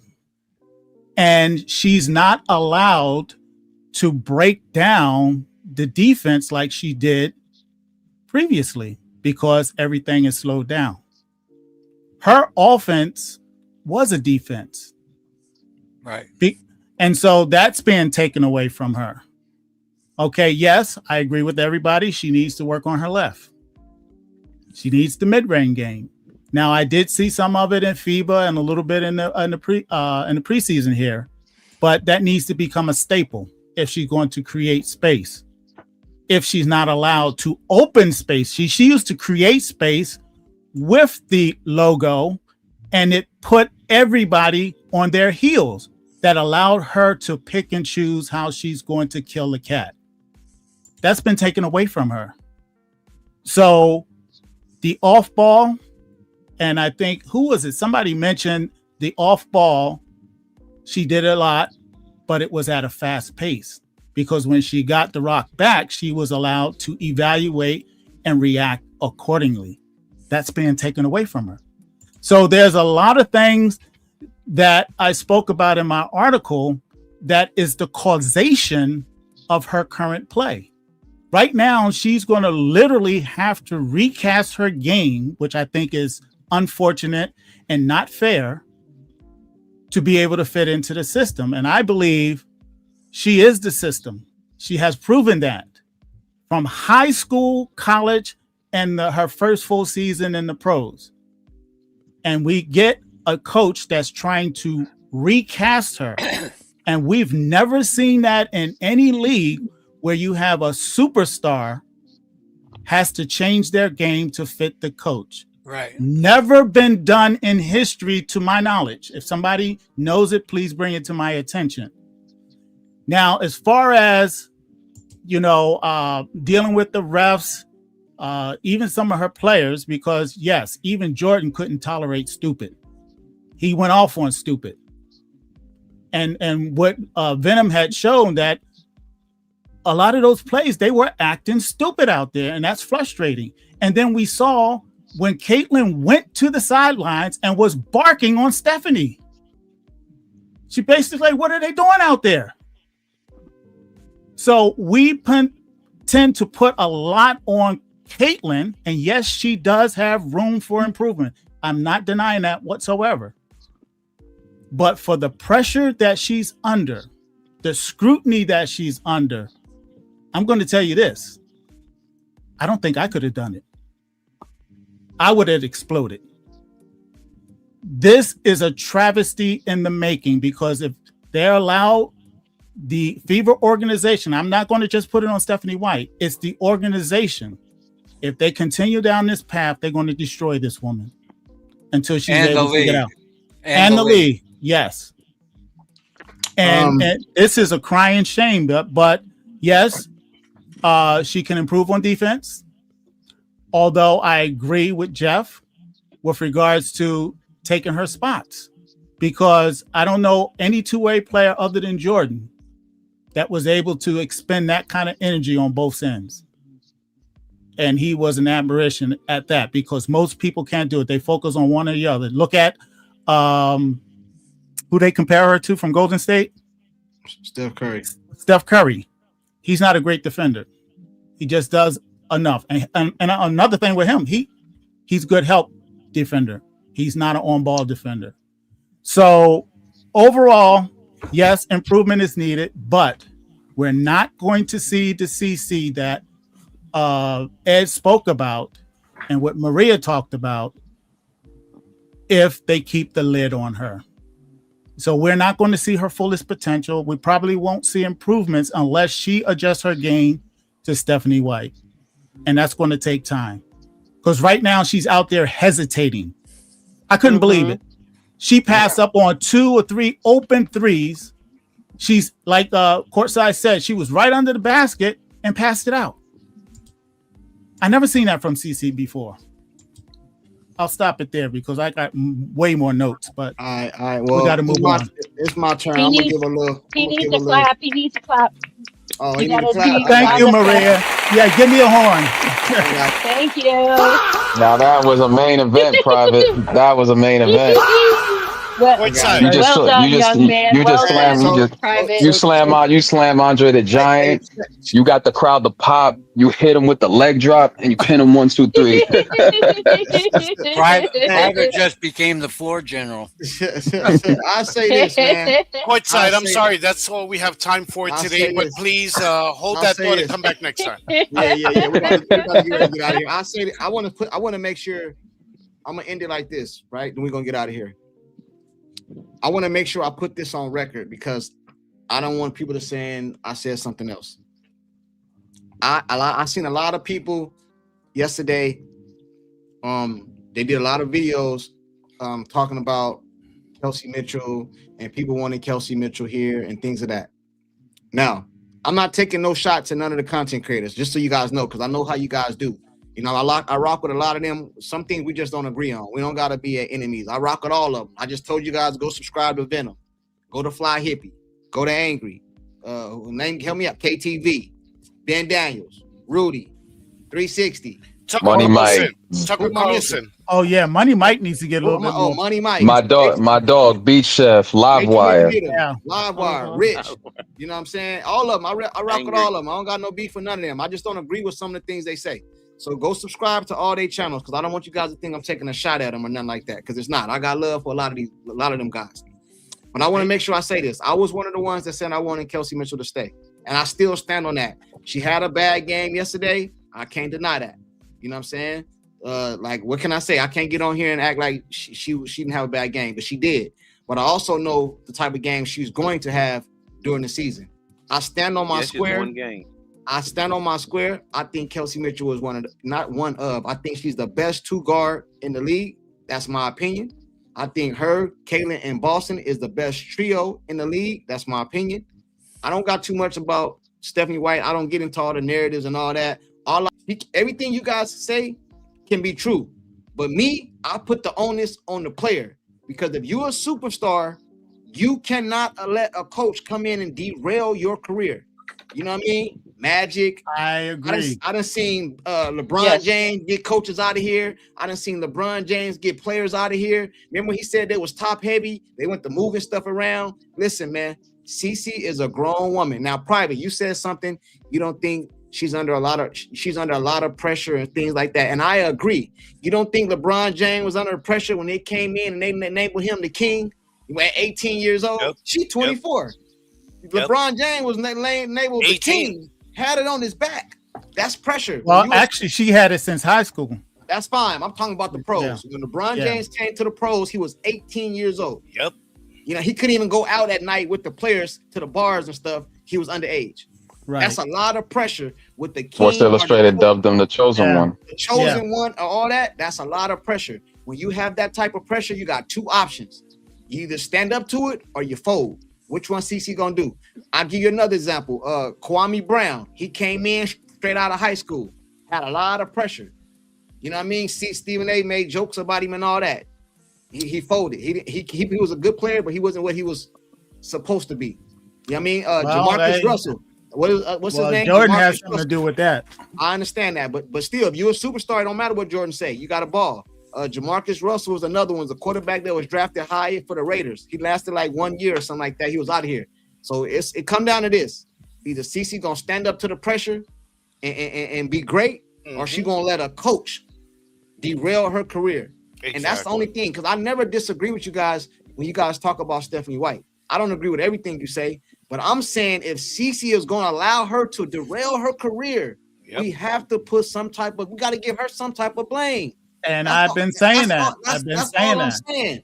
You know what I mean? I'm not saying what you guys are saying is not true.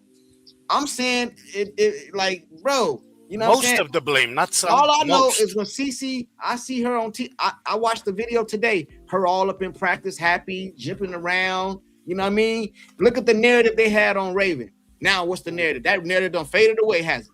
Yep. People was talking about Raven. Now it's gone. You know what I'm saying? This is the preseason.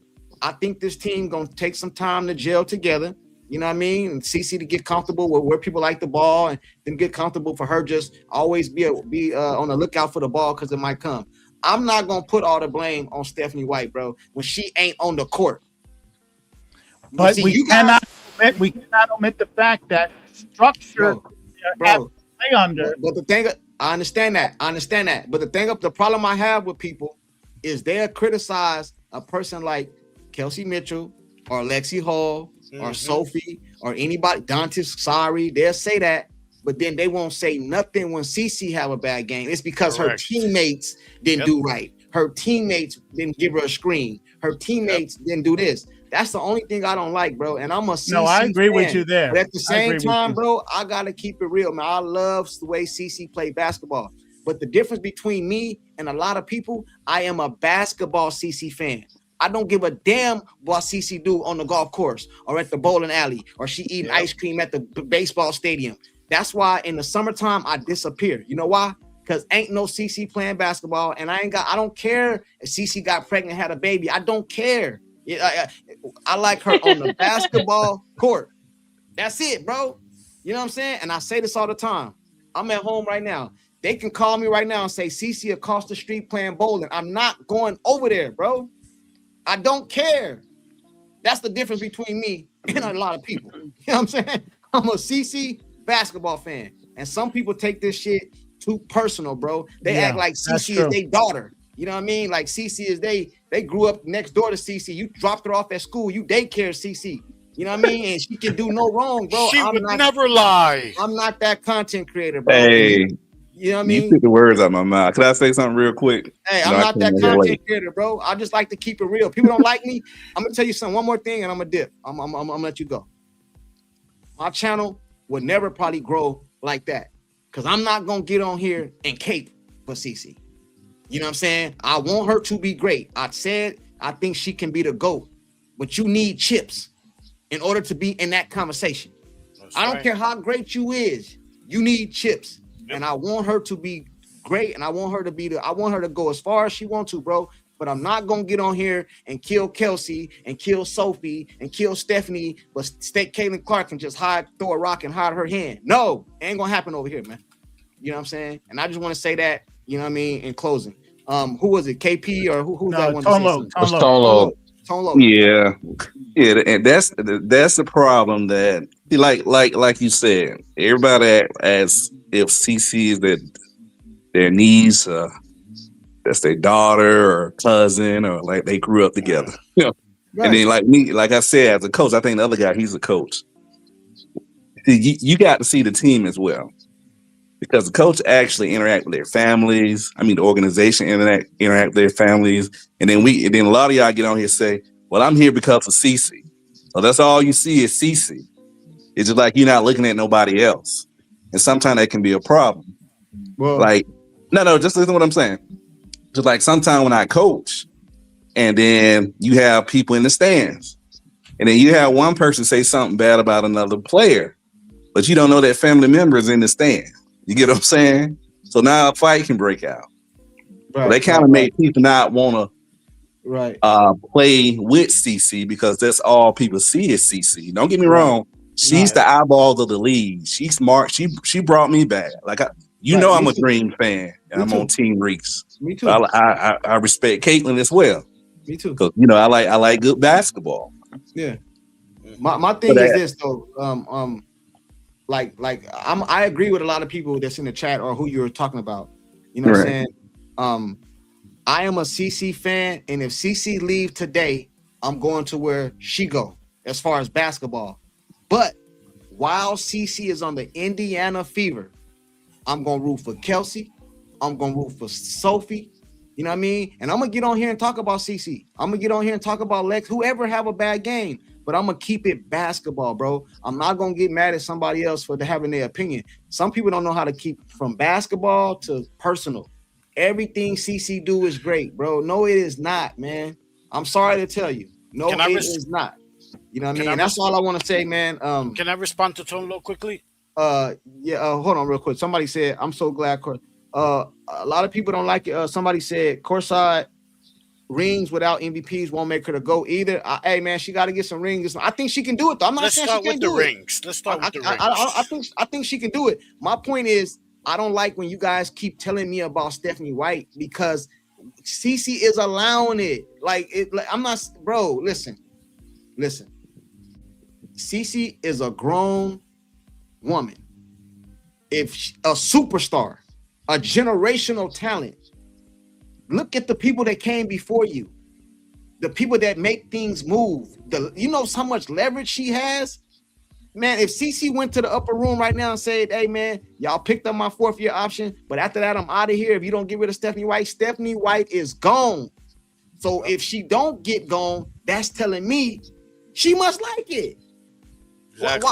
Why am I going to get mad at Stephanie White when Kaylin ain't mad at her?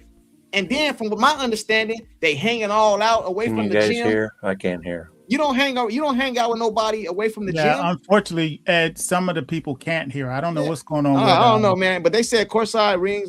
Somebody else said courtside. Be honest, basketball wise, CC should comply with Stephanie's system and go back to a natural position of point guard. Hey, you know what I mean? Haters follow CC. Somebody else said, I'm so glad courtside is talking the truth and he's saying what other people want. Hey, it's the truth, man. I mean, I don't mean no harm. I love CC, bro. I didn't watch women's basketball. I didn't know who CC was. My son is the one put me on to her when she was in college. You know what I'm saying? I told you guys multiple times, I haven't watched the WNBA since Cynthia Cooper. I didn't even know who Maya Moore was until I heard to that last game. What was it, last year when they retired her jersey or something at the game or something? I didn't even know who she was, bro. I didn't. So CC is the reason I'm here. But I am a basketball CC fan. CC didn't grow up with my daughter, bro. All right, one last thing before you cut me off. Wait, before you cut me off, one last thing. Yeah, now, when you say that they took that away from CC, and you saying the system, right? So I'm talking about private. Yeah. Okay.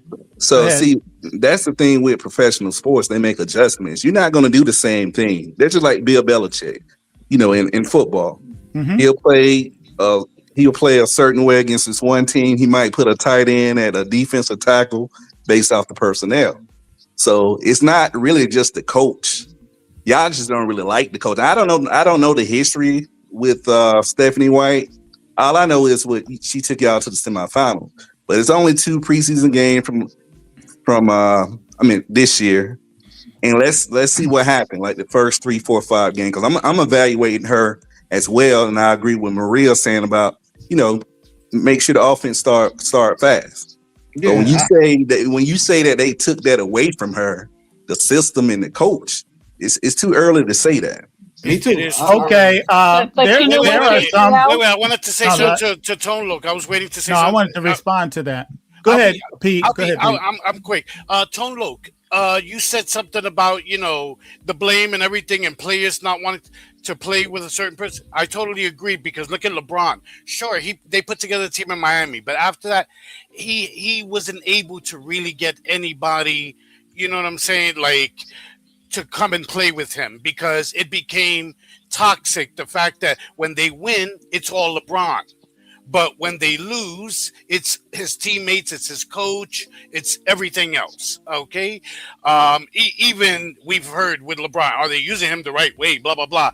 So, yeah, that does make, I agree with you, that does make other players wary of playing with you. And it's not that they're soft, it's just that it becomes a toxic situation. That's all I wanted to say. I agree with you on that. Yeah, I just want to make it clear so people in the chat know. I am a big CC fan, but bro, we cannot act like she's perfect. She's not perfect, man. We can't. You just gotta tell the truth, bro. You know what I mean? Like I don't dog her. Even when she had the game of the day, I said she had a bad shooting night. I got on here and I said it. But we came the next day when Kelsey had one. You notice didn't nobody say nothing about it. We shouldn't have got rid of her. I showed you shouldn't have signed her. I have people in the panel right now talking about she's not worth 1.4 million. It was a preseason game. She had an off night, but the very night before that, CC had 2 for 10 shooting. Nobody said nothing. I don't like that, bro. That's not basketball, bro. That's you acting like CC's your daughter, and she's not. You know what I'm saying? And that's how. Okay. Now, with regards to what Tone Loke said, and a lot I agree with, without question. However, in a couple days, I'll be 65 years old. And through age, hopefully people gain wisdom. Mm-hmm. And one of the things that you recognize as you get older is that you tend to identify with the 5 personality traits of mankind. There's only 5. So you can quickly generalize where a person is at. And her history, by the way, the only team that she actually did well with was last year.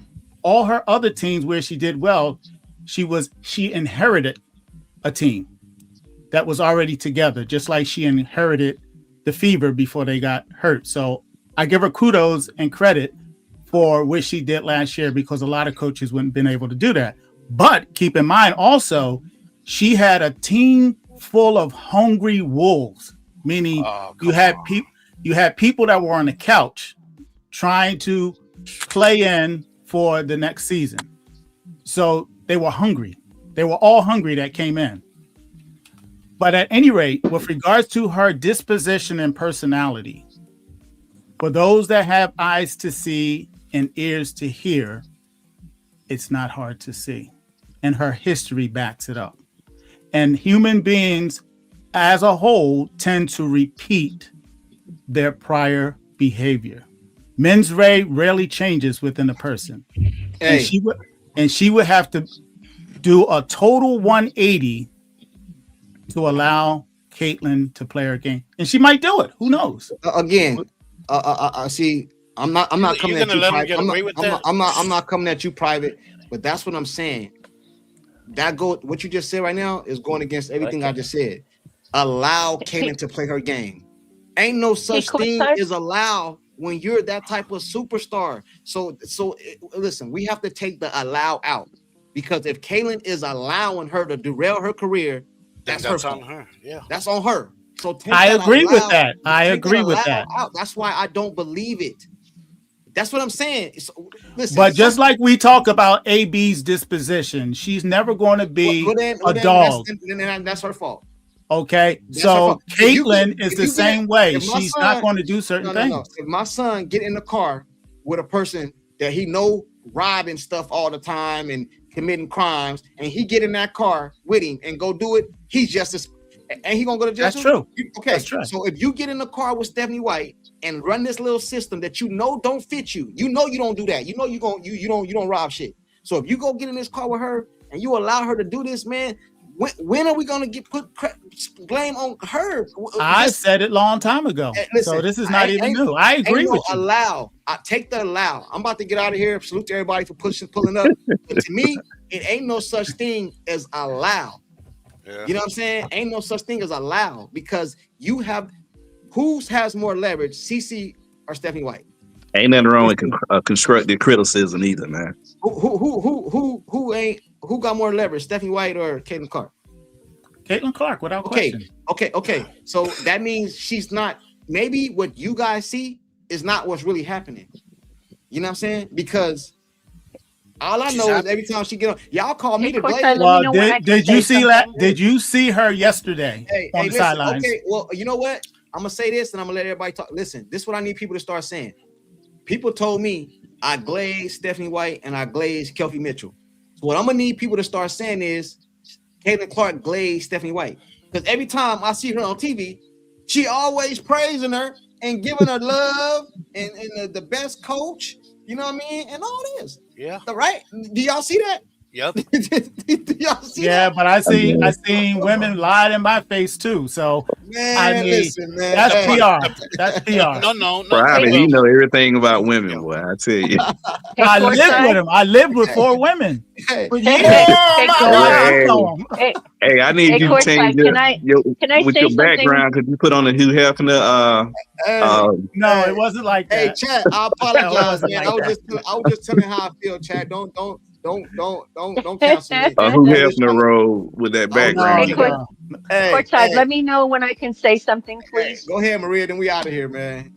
Okay, so if this is a closing thing, if you guys can bear with me for 2 minutes, because yesterday, when the chat was going on, okay, 2 minutes. Shut up, Pete. So yesterday, I was minding my own business, listening to you guys, And Ivan, who's in the chat right now, You don't pay decided no attention to him. no. Hold on a second. Hold on. To talk shit to me because he was Come having on, himself a man. little tantrum. Wait. He was having a little tantrum because he wasn't able to get up on the panel. So let me. Maria, he does that every day. I don't care. I know. Hold on, please. Let me just give me a minute because I'm just going to respond to him just for a second. So, Ivan, do you know that when you come up on the panel, I consider you stretch, as in 7th inning stretch. That's when everybody gets up to stretch their legs, to go and take a crap, or go buy food, or do whatever, because no one wants to sit around and listen to your crap and little whiny shit. If you got something with courtside, do not take it out on me because I have never ever said anything to you. Actually, you don't even cross my mind. So don't start with me. Get a life. Hey, Thank you. Sonia, I think that's how you pronounce your name. I'm sorry if I mispronounced it. Sonia says courtside. So you're saying this is CC's fault? No, I am not saying this is CC's fault. I'm not saying it's CC's fault because I don't believe what everybody is saying. But I am saying, as a player of her stature, your stature, you don't allow somebody to come in and derail your career. You know what I'm saying? That's all I'm saying. It's not like, I understand if this was a little 8-year-old, he can't say nothing to the coach, and this is a grown woman. It ain't about money with her. She got money. You know what I mean? Like, that's all I'm saying. I don't know. I thought on my channel, I don't know if you guys know how YouTube works. When you go to upload your thumbnail and stuff like that, it asks you, is this channel for kids? That's what it say on there. I don't know if you guys know that. I check no. Be sure to check yes. I just say after 4 years you can say that. She only been in the league. This her third year. I know. I check no because it say there's no kids. That's so I'm thinking that we all adults in here that you understand what I'm saying. Why every time I say something like that, y'all say I'm hating on CC? This is what I'm trying. This is my point. Like I'm talking basketball, but y'all telling me I'm a hater. No, I tell the truth, man. And you guys don't like it. You're not a hater. Yeah, you guys don't like it, man. Y'all don't like the truth, man. Courtside. What up, Courtside. What up, man? You know the history between a certain quarterback that played in Denver and a certain coach that he didn't like, Dan Reeves and John Elway. We all know their history, right? We all know that John went on the record saying that life with Dan was what? Hell, right? Yeah. But who stood with him throughout all of that? The Super Bowls that he lost? Who stood there? Who took that? John did. So who we have to hold accountable at the end of the day? John. Hey, and let me tell you guys one more example. I keep saying we're gonna get out of here. Do you know Kobe Bryant got Shaquille O'Neal out of LA? Yeah, of course. Yep. Yeah. Because he wanted to prove that he could do it by himself. That's cool. Point is, what'd he do? He got him out of there, didn't he? But also because of Shaq's work ethic, lack of work ethic. I know, but if you go watch the interviews, I was telling Sean. Shaq told the story. Yeah, true. That's true. If you go watch the interviews, they had to choose. Kobe wanted him gone, and what happened? Gone, baby. It was gone, right? But courtside, but after how many years though? I mean, Caitlin only been in the league a year and a half. No. Really? That's a very valid. No. She didn't even play out her rookie contract. No. See, you can't tell me, which I agree. You can't tell me, which I agree. I'm not going against it. You can't tell me that Caitlin is the reason for the basketball blowing up, which I agree. You can't tell me that Caitlin Clark is the reason these girls making millions of dollars, which I agree. You can't tell me Caitlin brought all the spotlight to and then you can tell me she got to wait 4 years? No, she don't. I mean, but she got to be coached too. You mean she can't be coached? She can't be coached 4 years? Those of you saying she just got in the league, let me tell you something. She's had 13 games with her coach, and you want her gone, a lot of you. So you got rid of Chrissy God. I mean, no. I'm not. I don't think y'all ain't hearing what I'm saying. I'm going like what people are saying, because bro, if you've been watching me, I don't go with the narrative, bro. I gotta see for myself.